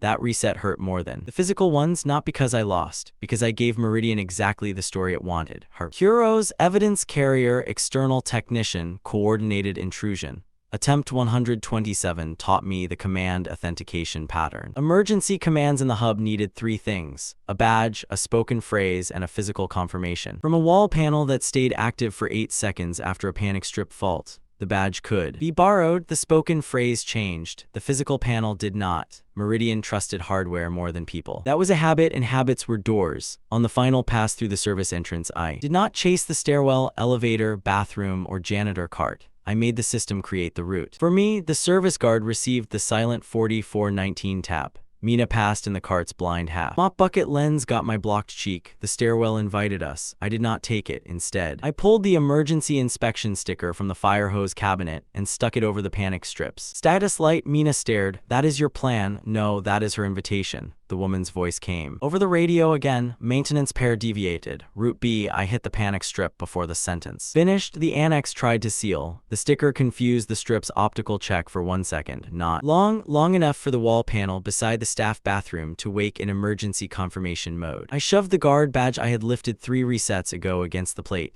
A calm automated voice said, "Continuity override requires spoken confirmation."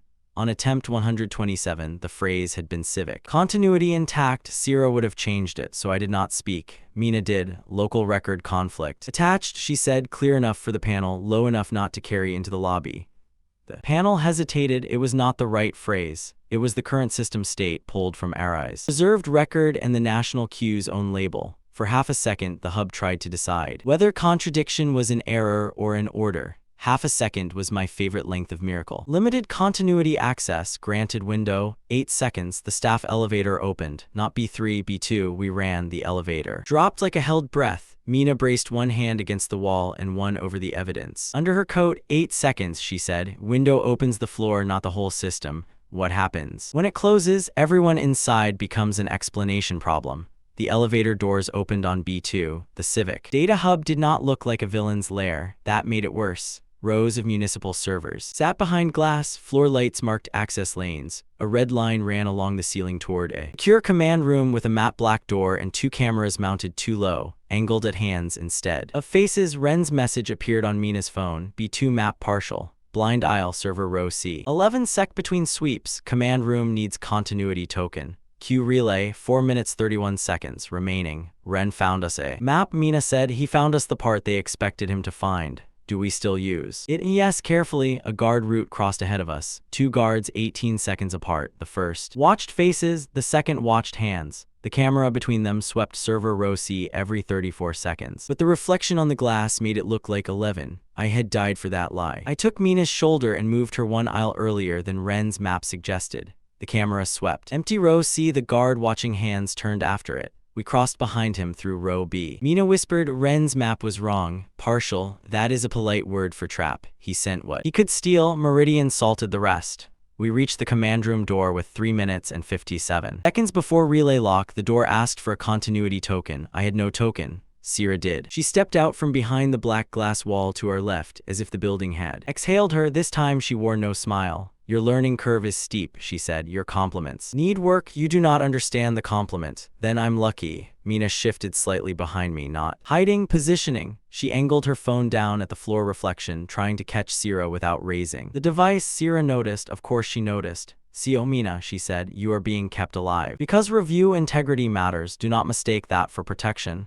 Mina's voice stayed steady. People usually say that before doing something they want classified. Sierra's gaze moved back to me. You have repeated this lore enough to mimic access. That advantage ends now. She tossed her badge into the server aisle. Behind her, it skidded under row D. Every route I had learned to steal it died. That motion, then she pulled the fire handle. Not the panic strip, not the doors, the fire handle. The hub changed states. Fans dropped to half speed. Floor lanes reversed direction. The low-hand cameras tilted upward towards smoke vents. The black command door unlocked for evacuation priority, then relocked for contamination control. Sierra had not defended the system. She had made the system defend against everyone, including her. Human improvisation, that was the thing no reset could fully pre-record. She moved during the alarm tone, using sound as cover. Her first strike was not at my face or ribs, it was at my wrist, the one I used to block camera angles and lift badges. She had watched the habit, not the route. I caught her forearm because attempt 128 had taught me the feint. She expected that too. Her knee took my balance and put my back against the command room glass. The impact did not break it, it woke it.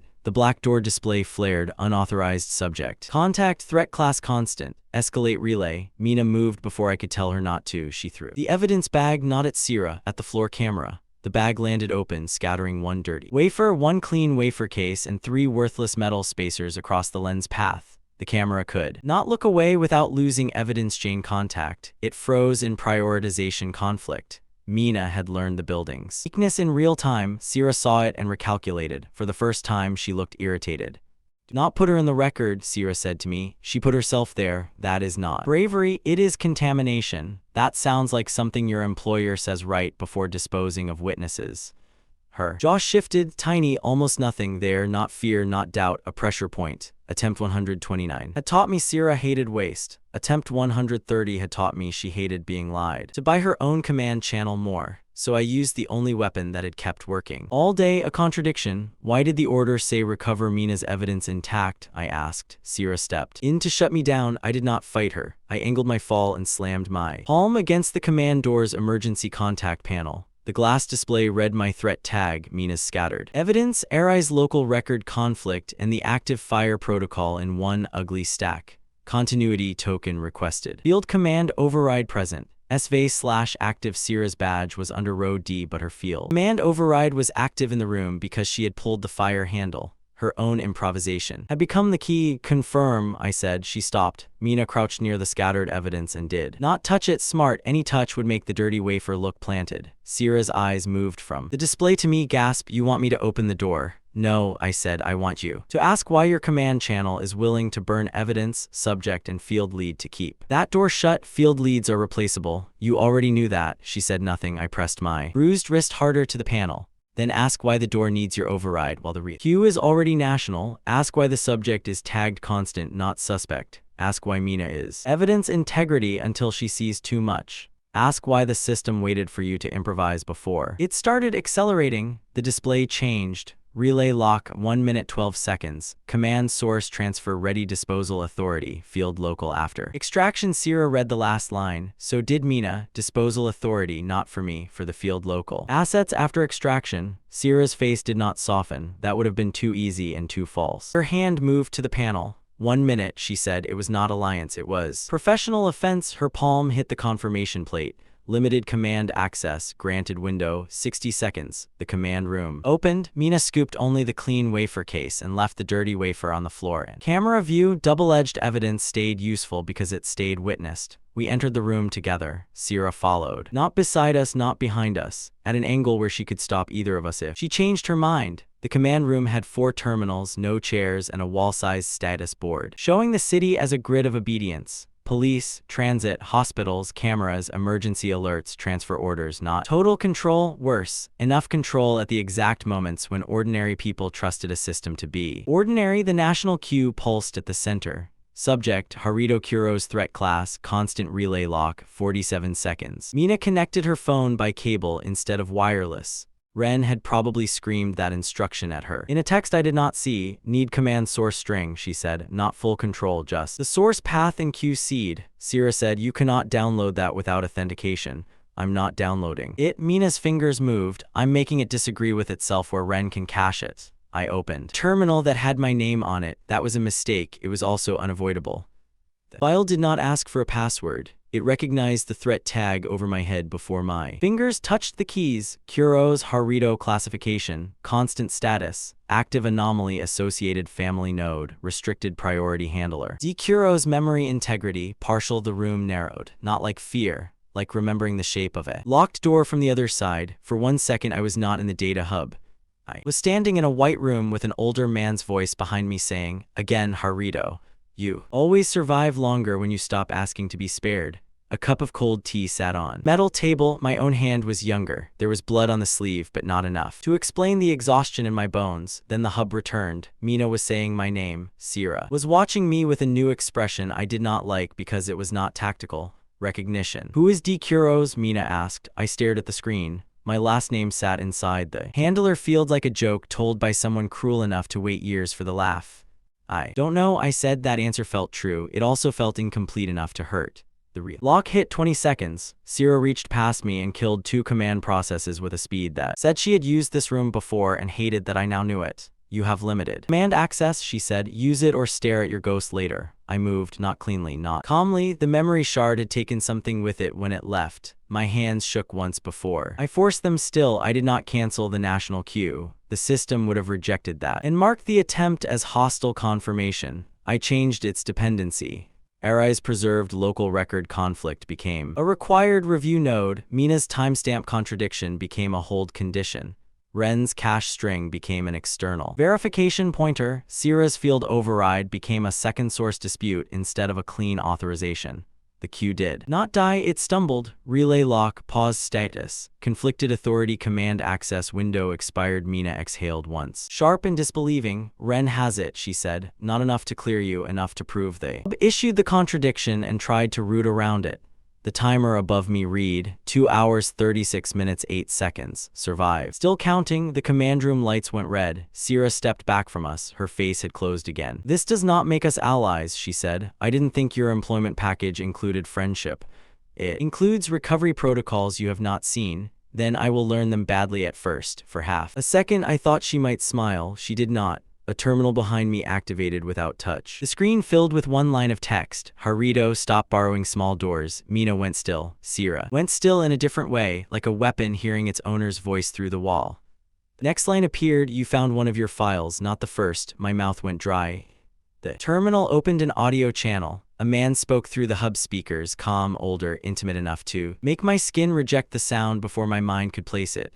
Hello, Harito. Sierra looked at me. Mina looked at the name field still burning on the file. Priority handler, Kurose. The man on the speaker said, tell me what you remember before you decide who deserves to survive. The timer kept counting. The voice in the speakers knew the shape of my name, not the public version on warning screens, not the clipped system label that had followed me through cameras, doors, police reports, and a national order queue. This was older, softer, worse. Tell me what you remember before you decide who deserves to survive. The command room did not give me time to answer. The red lights switched from warning to evacuation. The glass wall facing the server aisles fogged from the inside. The hub was sealing compartments, not because we had beaten it, but because we had made it uncomfortable. Mina moved first. She stepped between me and the open terminal, one hand on the evidence bag beneath her coat, the other already raising her phone to catch the screen without touching it. Harito, she said, do not answer him for the recording. Good advice, hard to use. A stranger with my name in his mouth had just opened a trapdoor under my light. Sirave stood near the command console, her shoulder angled toward us and her eyes on 3 exits at once. She had helped us pause the relay lock. She had not stopped being a knife because the hand holding her had lied. The timer above me read 2 hours 36 minutes 2 seconds. Survive, still not complete, still not impressed. The terminal printed another line, archive route available. Constant file, full context requires handler authorization. Then a second panel opened beside it.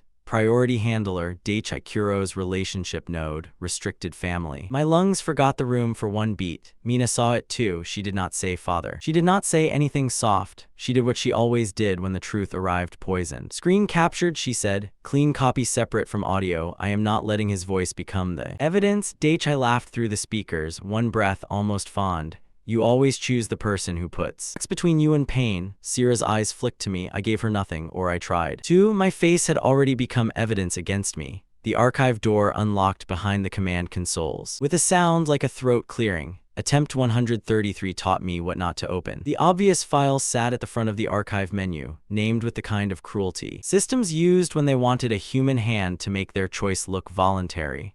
Origin constant full record. I selected it because I was angry, because Harito had put my last name on the screen, because some stupid part of me still believed the biggest wound would sit behind the biggest label. The file opened into white light, not data, not footage. A flood of faces, clocks, cities, impact maps, hospital corridors, school evacuation drills, bridge collapses that had not happened in any world I remembered and yet knew how to fear. My knees hit the floor before I could stop them. Mina shouted my name. Sira cursed and crossed the room. The relay lock resumed. Constant access confirmed. Hostile self-recovery event. Relay lock 7 seconds. Harito said, you see, you cannot carry all of yourself at once.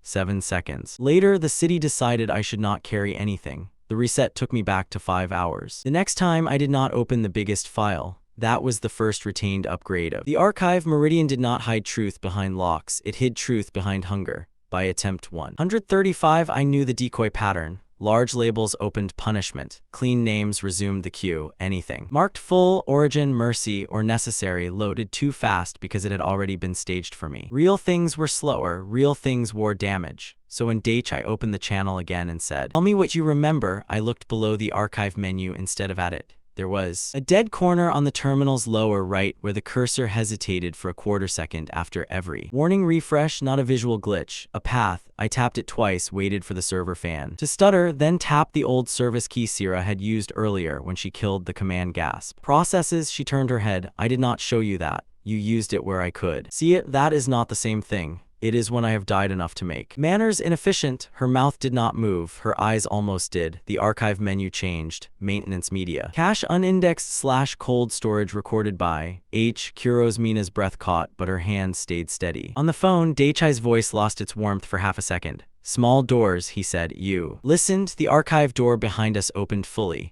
The room beyond was not grand enough for the truth it held. Meridian had hidden the old recording room behind server cooling and stacked cable trays, as if history could be reduced to a maintenance inconvenience. Metal shelves lined both sides. Most were empty. The few that were not held sealed cartridges, paper envelopes in transparent boxes, and black memory wafers marked with handwritten dates that did not belong to one life. Mina stepped to the threshold but did not cross until she checked the lintel camera, the floor pressure strip, and the red status diode above the lock. Left shelf has a camera reflection, she said. Right shelf has a weight sensor under the third box. Center table looks too clean. Sira looked at her. Mina did not look back. I noticed traps when men keep trying to make me carry evidence through them. Good. Anger was useful when it had a job. The center table held a metal cup with tea so old it had become a stain. Beside it sat one recording wafer in a scratched case, no title, just a strip of tape with 3 words written in my handwriting. Not the first. My hand shook before I reached it. The old memory shard hit before the wafer touched the reader. White room, cold tea, younger skin on my knuckles. Harito across a metal table. Not as a voice in a speaker, but as a man with tired eyes and a clean suit. My own voice, smaller and rougher, saying, again. His answer, again Harito, you always survive longer when you stop asking to be spared. Then the shard broke into the present. The wafer clicked into the reader. My face appeared on the archive monitor. Not this face. Younger by maybe year, maybe a century. The eyes ruined the estimate. They had the same shape as mine and none of the same excuses. The recorded me sat in the white room with the cold tea between his hands. If you are watching this because Daichi let you, the recording said, close the file and run the wrong way. I did not move. The recorded me gave a tired smile. Yes, I know you will not. Mina kept filming the monitor, but she shifted 1 inch closer. To me, not comfort, support without contaminating the evidence. The recording continued. This is not the first 5 hours, it is not the 100th. Meridian calls you the constant because you are the variable. They cannot remove and the measurement they cannot stop using. They reset the window around you when their predictive system reaches a disaster branch they cannot control. You wake with less than you should. They keep more than they admit. I have lived pieces of this for longer than any person should know how to count. The screen flickered. A table of archived windows appeared behind my recorded shoulder. 5-hour windows stacked by dates, places, casualty models, command outcomes. The count field rolled past hundreds, then thousands, then stopped on a number my mind refused and understood anyway. Aggregate subjective duration, 50,021. Years constant retention, partial/degraded selective. The room narrowed, not because I fainted. I had died too many times today for my body to be dramatic about bad news. The narrowing was meaner, a life I did not remember pressed against the back of my skull and asked why I had abandoned it. Daichi spoke before the recording could continue. I spared you most of it. Sierra's hand tightened around her pistol without lifting it. Mina said, that sentence is not a defense, it is a fact. Daichi said, facts are your profession, Ms. CEO. Then here is one. You are using an induced memory injury as consent. The speaker stayed quiet for a beat. I loved her a little for that and hated that there was no safe place in the day to feel it. Daichi shifted tactics. Harito, look at the disaster tree on the 3rd monitor. I did not want to. Attempt 136 taught me what happened when I did. The monitor showed a hospital power failure prevented by 1 staged traffic crash, a bridge panic prevented by 1 engineered evacuation stampede, a coastal alert suppressed to stop a wider military response. Each event had 2 numbers beside it, controlled loss and projected uncontrolled loss. Daichi did not need a long speech. The screens did the sermon for him. Meridian chooses the smaller tragedy, he said. You chose it with us when you still remembered the arithmetic. The recording of younger me froze with its mouth half open. I lunged at the speaker panel. Stupid, human, earned. Sierra caught my coat but not fast enough. My hand hit the console. The system accepted my palm as proof of emotional instability and routed the handler channel into a command authority test. Constant volatility confirmed. Handler authority reinforced. Relay lock resumed. Daichi said almost gently, you see why you needed me. The reset took the room. Attempt 137 taught me Daichi did not win by making me believe him. He won by choosing where my pain pointed. On the next run through the archive, I kept my hands behind my back while the disaster tree loaded. Mina saw the change and understood enough to move with it. She stepped in front of the 3rd monitor, blocking the worst of the numbers from my direct view while still recording the screen over her shoulder. Your eyes stay on the recording, she said. Daichi sighed. You have collected loyal people again. Not collected, I said. Earned badly. The recorded me unfroze. If Daichi is speaking, he is telling you Meridian prevents larger disasters. He is not lying about every number. That is the trap. Some branches were worse. Some interventions saved people. Some tragedies were manufactured because Meridian became addicted to being the only hand allowed near the lever. The younger me leaned closer to the camera. Do not argue the math in his room. He owns the room. Watch what he hides from the math. The monitor switched to a side file. Unaccounted variable. Command trust failure cause. Leader integrity assumed Sierra read it before I did. Her face changed by less than a stranger would notice and more than Meridian would forgive. The recording continued. They do not only predict disasters, they predict obedience. They need analysts, field commanders, police nodes, media routers, and emergency systems to trust that the order above them is cleaner than the blood below them. Break that trust and the machine hesitates. Daichi cut the recording. The archive lights snapped to white. 3 ceiling vents opened. Gas hissed down, thin and sweet-smelling. Mina yanked her sleeve over her mouth. Sierra fired once into the control panel above the vent line, not to kill anyone, just to break the valve motor. The hiss stuttered, then resumed from another vent. Old protocol, Sierra said. Archive sedation. 30 seconds. Attempt 138 ended with my cheek against cold floor and Daichi's voice saying, enough memory for today. The reset returned what mattered. Vent order, valve delay, Daichi's manipulation pattern. The fact that he cut the recording at command trust. On attempt 139, I did not wait for the gas. I entered the archive with my coat already twisted around the first vent. Kicked the metal cup under the second vent before the valve opened. Mina used the clean wafer case to wedge the third vent's motor long enough for Sierra to shoot the control panel. Before it pressurized, Sierra stared at Mina's hand on the wafer case.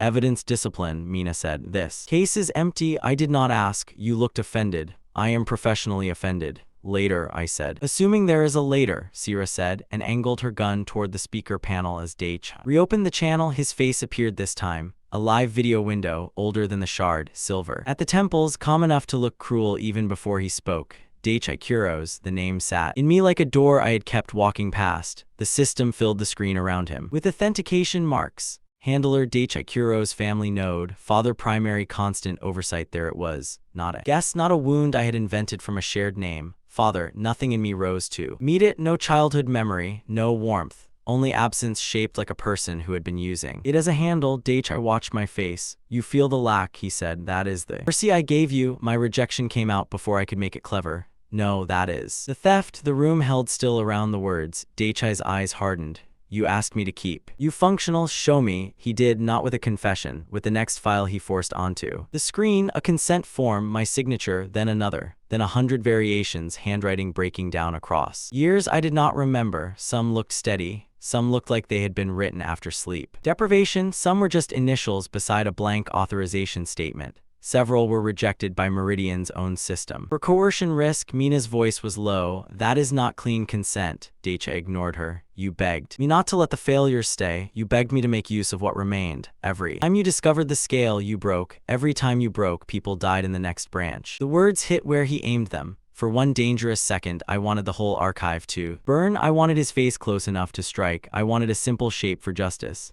Attempt 140 taught me why that was another decoy. I used Sierra's pistol. I did not shoot Daichi. He was not in the room. I shot the live channel hardware, the speaker stack, the relay mount, every machine giving him a voice. The archive went silent. For 4 seconds it felt like victory, then the screens rebooted without him. Handler channel lost. Succession authority engaged. Daichi Kurose. Status non-essential to active protocol. A map unfolded across the monitor. Names I did not know.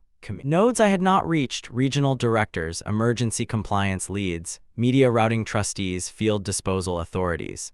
If Daichi died, if Daichi vanished, if Daichi was exposed without proof tied to the right sequence, Meridian did not stop, it distributed him. The relay lock resumed under a new signature. Successor trust chain. Ready relay lock, 11 seconds. Sierra's name flashed in one side column. Field asset Vey, Sierra post-conflict recovery. Terminate or absorb, she saw it. For the first time since I had met her, Sierra Vey looked honestly unguarded, not afraid, worse, insulted by certainty. The reset took us before she could decide what to do with it. That was the cost of the section's truth. I did not get a father back. I got a map showing why killing him would be too small. Attempt 141 began with my hands already empty. The timer over my head back at the 5-hour start of the loop, and then spent down again through every learned route, returned to the archive. At 2 hours 18 minutes 29 seconds. Survive. I did not open the origin file. I opened the damaged cache. I did not stare at the disaster tree. Mina blocked my sightline and recorded the parts that mattered.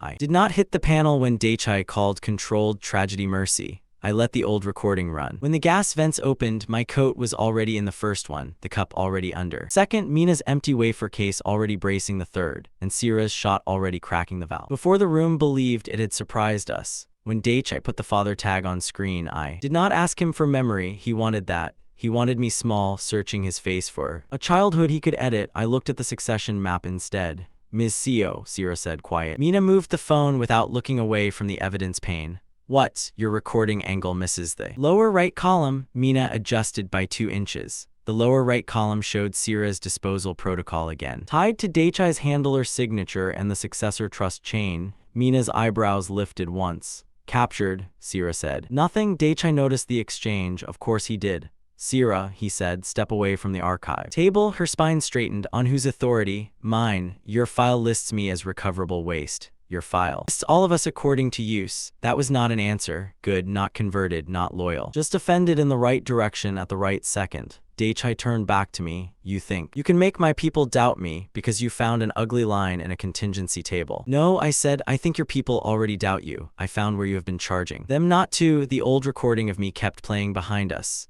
If you are on the final branch, younger me said, do not try to prove Meridian is evil. That is too easy to deny and too slow to verify. Prove Meridian lies to Meridian. prove each leader is disposable. To the next order, prove the controlled tragedy is not controlled. Attach the truth to the exact commands they need obeyed. Daichai's face went still. There, the first honest fear of the day, not fear of me, fear of sequence. The archive table unlocked one last drawer. Inside was not a weapon. It was a narrow black wafer with no label and a paper strip folded around it. The strip was in my handwriting, leader-specific proof, not a confession, a cascade. Mina did not grab it. She photographed it first. Then she used a clean cloth from her evidence kit to lift the strip and pass the wafer to the reader. The file did not open fully. It did not need to. It displayed only a schema.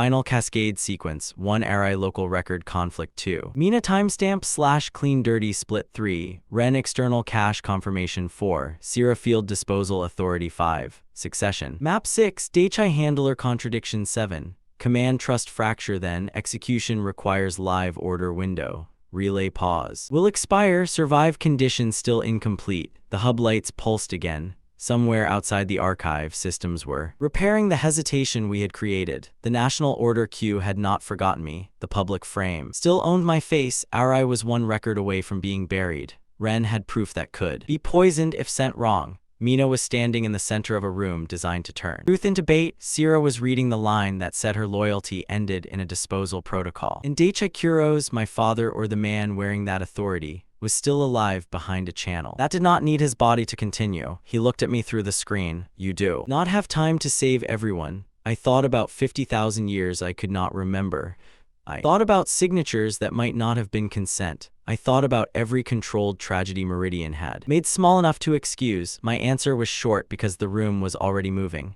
I am done choosing your smaller grave. Mina lowered the phone just enough to meet my eyes. Final attempt. She asked. Final sequence, I said. Sierra stepped away from the speaker panel instead of toward it. Not allegiance, a gap. Sometimes a gap was the first honest door. The timer above me read. 2 hours, 12 minutes, 4 seconds. Survive, still incomplete. Good. Complete meant the machine was broken. I pulled the leader-specific wafer from the reader, handed the clean copy to Mina, and left the dirty schema visible under the archive camera so Meridian would have to decide whether to erase its own contingency map on record.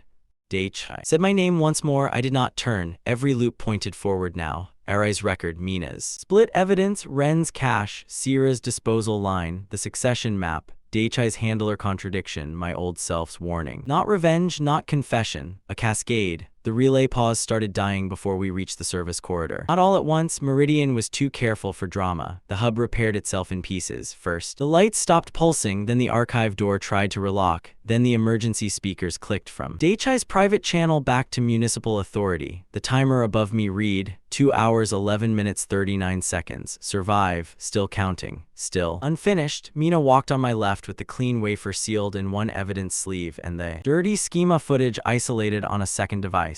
She had labeled both with tape from her kit. Because apparently civilization could end and Mina would still refuse to let bad chain of custody win. Sierra walked behind us, not close enough to be trusted and not far enough to be ignored.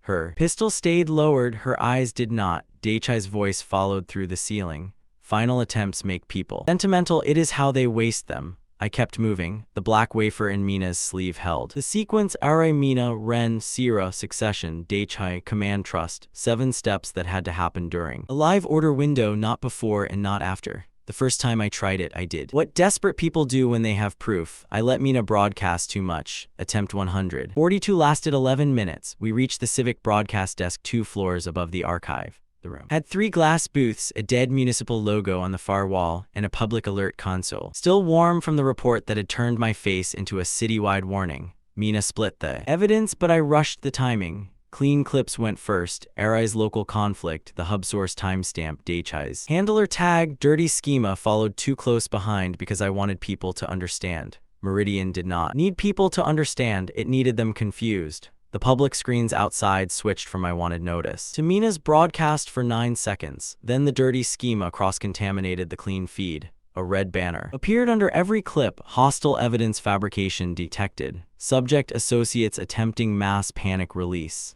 Arai's preserved record vanished under a superior correction. Ren's cache was called stolen material before he could verify the hash. Sierra received an internal order on her wrist display and looked at it with a face carved from ice. Field recovery, eliminate constant support chain. Asset V, disposal authority pending. She raised the pistol. Because the order had arrived before the proof that made it poison, I moved toward her. 2. Late, the room went white. 5 hours, back to the original order. 5 hours, survive, the retained upgrade. Was not poetic, it was humiliating. Truth released in the wrong order becomes evidence for the lie. The next time I stopped wanting the world to understand first, I made it verify first. Attempt 143 died on Ren's delay. I opened with Arai, local record conflict first. No speech. No plea, just the preserved timestamp from the police corridor, the bodycam angle, and Arai's own careful phrase. Detainee remains in local corridor pending record conflict. Arai was not my friend, that made him useful. A friendly witness could be discredited as recruited.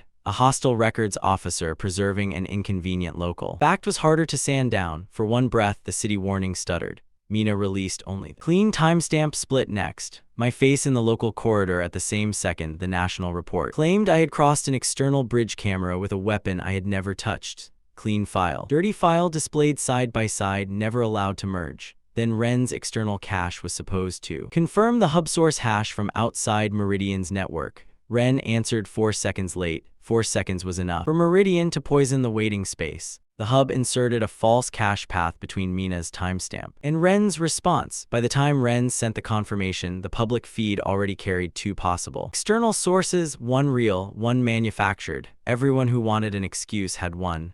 Daich, I said, almost gently. You are still asking systems to be honest between steps. The order queue repaired, 5 hours, retained. Upgrades, no empty air between fragments. Every proof node needed the next node already waiting with a checksum, a human witness, and a consequence. Attempt 144 failed because I treated Sierra like a door. I waited until the evidence chain reached her disposal protocol, then threw the proof at her like a key. She caught it, verified it, hesitated, but Sierra Vey did not survive Meridian. By letting other people choose her timing, the internal order window had not opened yet. Her field's authority was dormant. She could see she was disposable, but she could not confirm it from inside. A live command without turning herself into a compromised asset first. Meridian marked her exactly that. Asset. Vey, emotional deviation, field authority suspended, recovery team rooted. She fought them long enough for Mina to move the feed and for me to reach the console, not as loyalty, as rage with good posture. It still failed. 5 hours, retained upgrade. Sierra did not need persuasion.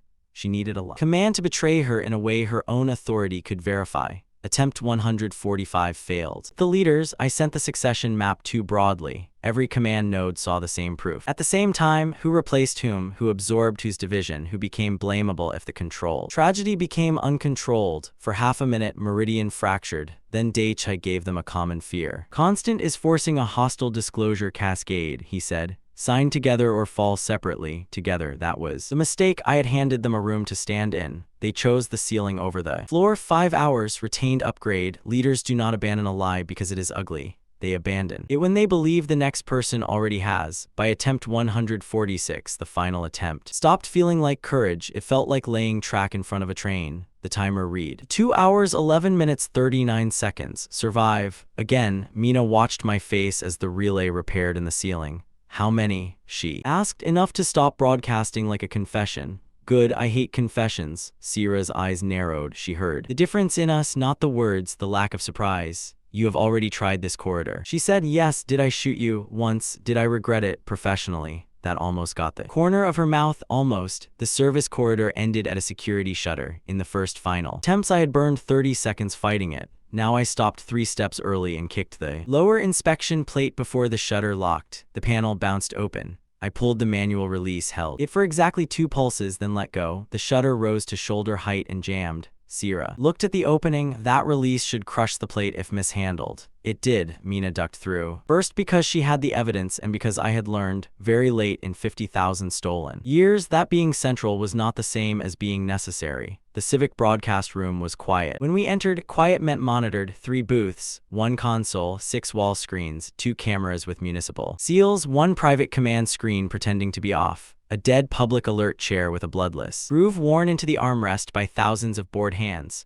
No soldiers in the room yet because Meridian still believed the relay repair would finish before we could make the room matter.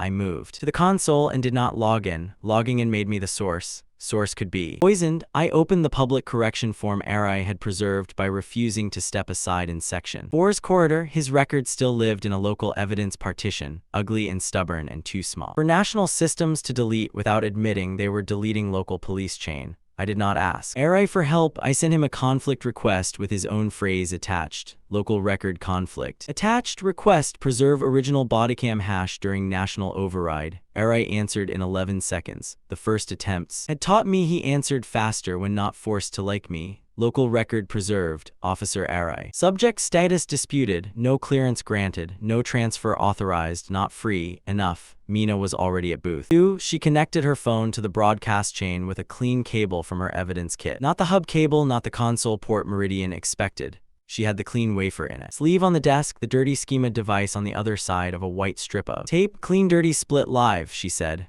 Her voice went out over the municipal correction channel, clipped end. Professional, this release contains 2 evidence categories. Category clean, independently timestamped contradictions. Category dirty, suspected salted material. Preserved only to identify the frame. Do not merge, do not infer exoneration from dirty files. Do not infer guilt from planted files. The screens blinked. My wanted image appeared again, then split into 3 boxes. Left, Arai's local corridor record. Center, Mina's clean timestamp from the hub source contradiction. Right, black box labeled dirty schema, not for identity proof. No plea, no music, no full dump. Just enough truth to make the lie stand next to itself. Meridian tried to overwrite it. Ren. The gap before it opened. His external cache confirmation appeared from a server outside the city. Relay, not as a heroic message, not even as a face. Just a checksum, a preservation chain. In one line of text only Ren would think was comforting. Cache confirmed before national override. If this line is altered, the alteration hashes too. Ren. Mina's shoulders lowered 1 millimeter. Ren is in, she said. No air between steps, I said. The private command screen woke. Daichi appeared without the softness this time. The old voice, the handler voice, the father file I still did not know how to hold. You have a public contradiction, he said, not a public truth. I know. His eyes moved to Sierra. Asset V, execute field recovery. Constant support chain is now active hostile. Infrastructure, Sierra's wrist display flashed. In earlier attempts, I had shown her the disposal proof before this. Too early, too weak, it had become opinion. Now Mina sent 1 clean fragment directly to Sierra's live command device while the order was still pulsing. Field recovery suborder, after constant support chain removed. Asset V status, disposable/absorbable. Authority, Daichi Kurose. Successor beneficiaries list attached. Sierra did not move. For me, that mattered. She moved for herself. She lifted her wrist into camera view and used her own field authority to request verification from the command system. Confirm full order tree, she said. The system answered because it had no reason to believe its knife would ask questions while the handle was still warm. Confirmed, disposal authority active after recovery. Sierra's face did not soften, it sharpened. Public correction channel, Mina said. No, Sierra said. Internal first, make them see what they signed. Good. Not loyal, better than loyal. Angry in the correct direction and still thinking like Meridian. Sierra rooted the confirmation through the field command layer, not the public feed. Her voice hit every active recovery unit and 3 internal command desks at once. This is VE. Field recovery order contains post-completion disposal authorization against the executing asset. Command source concealed that clause. I am suspending compliance pending source conflict. View, anyone who continues is volunteering for the same map.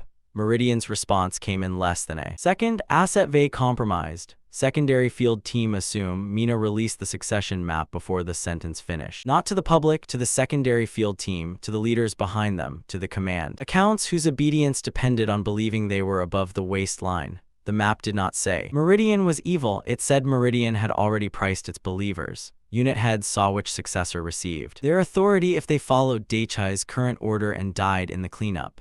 Regional coordinators saw which peer had pre-signed their replacement package. The Civic Relay Director saw his name beneath a liability transfer. That became active only if the constant order went public. Everyone received a different proof packet. Everyone saw enough of the others' packets to wonder who else had theirs. That was the 4th failed. Attempts upgrade made visible, no shared room, no common fear, only private danger attached to the next command they were being asked to obey. Daichi's face remained still, his hands did not. On the screen, his right thumb pressed once against his forefinger. A tiny motion, a rhythm from the archive. Recording from the cold tea room, from every time he had tried to make me choose pain. And call it reason, he was about to isolate me. I muted my microphone, Mina noticed. Harito. He needs me to answer alone. I opened a private channel anyway. The text appeared across the command screen, private handler link request. Subject, Harito Kurose, then his voice through the room speaker this time low enough to feel like memory. You can end this without breaking them. Admit the evidence is contaminated. Say Mina was misled. Say Sierra was coerced. I will cancel the immediate recovery order. You will live, they will live. There it was, not a threat first, a smaller grave. In earlier attempts, I had argued. I had shouted 50,000 years into a microphone as if pain came law when spoken loud enough. I had accused him of theft. I had asked whether he was my father. I had demanded which signatures were mine. Every answer gave him a shape to use. I had learned routes, protocols, grenade bounces, camera delays, people. I had learned Mina hated mixed evidence more than danger. Ren trusted hashes more than speeches. Arai preserved ugly records when nobody asked him to be kind. Sierra obeyed competence until competence priced her as waste. I needed the person in front of him to become alone before he could make harm sound intimate. So I did not answer him. I opened the handler contradiction packet. Mina broadcast only the clean parts. Daichai's live command source, his handler tag on my constant file, the family node, and the automatic conflict rule that Meridian itself had written for compromised command sources. Command source, Daichai Kurose handler, constant oversight family. Node, father current order beneficiary, self-preserving control structure conflict status, undisclosed the dirty material stayed sealed. The old consent fragments stayed sealed. The parts of me I did not understand stayed mine for now. Daichai's offer disappeared from the screen, his face hardened. Leaders, he said, the constant is exploiting emotional contamination to fracture necessary command, cross-certify the recovery order. Now, that was the final door. The leaders could still save him. They could cross-certify, bury the local conflict, absorb Sierra, poison Ren's cache with enough public doubt and let history call all of it emergency discipline. But each of them had just received a packet proving someone else benefited if they signed first. The first command node delayed only half a second. The second node saw the delay and requested liability clarification. The third node saw the second request and locked its signature pending source review. A field team in the east stairwell stopped moving because Sierra's authority suspension had not been cleanly superseded. A public alert clerk tried to restore my wanted banner and found Arai's local hash attached to the override. Ren's cache repeated the pre-override confirmation every time a system edited around it. Mina kept the broadcast narrow. We are not asking viewers to decide guilt, she said, calm as a blade on a table.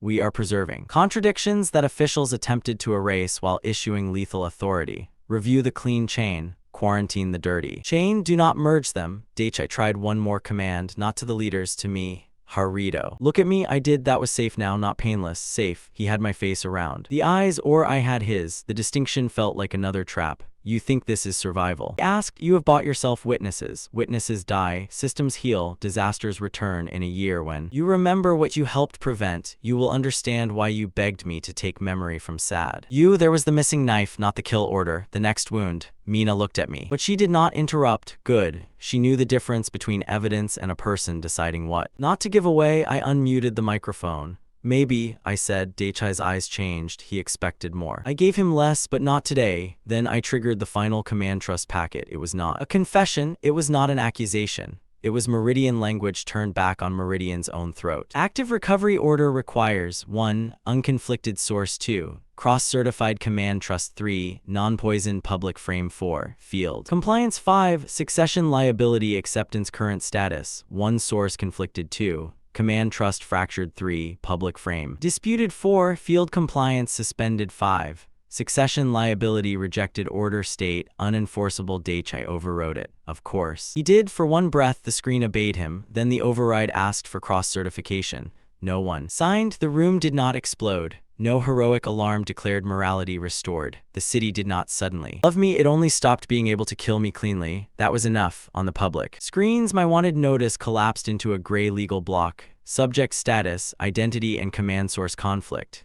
Lethal. Recovery order suspended. Transfer authority void pending review. Local record preserved. Arai's next message came through as if dragged across broken glass. Kurose remains wanted for questioning. No lethal transfer authorized if you run. I still chase you. Mina read it and let out one sharp laugh that sounded dangerously close. To relief, that's the nicest thing he has ever said to you. He threatened me, consistently. Lowered her wrist, the field teams did not enter. She looked at me across the broadcast room. And whatever sat in her expression was not friendship, not forgiveness, not conversion. Do not mistake this. She said, I did not choose you. I chose not to be spent quietly. That is the only kind of choice I trust right now. Daichai's image flickered. For the first time, the system around him looked less like a throne and more like a room losing power. This does not end the model, he said. I know. It does not restore what you lost. I know. It does not tell you whether you were ever mine before you became theirs. That one hit. I kept my hands off the console. Mina saw. She did not soften the moment by naming it. Daichai leaned toward the camera. Then what did you win? The timer above me reached 10 seconds. For 5 hours, I had thought survival meant finding the right door, the right dodge, the right fight, the right truth. I had died in rooms, streets, corridors, stations, service shafts, offices, archives, and arguments. I had treated every reset like the world was teaching me to become sharper. It had. But sharp alone only made me easier to aim. Mina's broadcast held because she refused dirty truth. Ren's cash held because he trusted machines only when they betrayed themselves twice. Arai's record held because pressure made him stubborn instead of kind. Sira's suspension held because obedience had finally threatened her own future. The leaders broke because each one understood the next one's fear. Daichai failed because I stopped letting him turn a private wound into the only room in the world. What did I win? The next second and the people who made it possible. The timer hit 0, 0. Survive it. Held there, the broadcast room held its breath. Then the word changed. Survive, complete, no music. No mercy, just a system admitting it could not finish the order it had built around my death. I did not cheer. Mina sat down hard in the broadcast chair and covered her mouth with the back of her hand, careful even now not to touch the evidence sleeves. Ren sent one final cash line that was only 3 words. Still alive, good. Arai's record partition stayed open. Sira turned her back to the door, watching the corridor instead of us because trust was not required for a shared enemy to remain practical. Daichai's image was almost gone. Harito, he said. I looked at him because he no longer had the order. Memory is less merciful than death. Screen went black, the air above my head cleared. For one impossible second, there was no timer. The new text appeared, 365 days. Remember, Mina saw it. Sira saw it. I saw my reflection in the dead command screen behind the words. Alive, accused, unfinished, and missing more of myself than any court record could restore. The 5-hour hunt was over. The next mission had already started.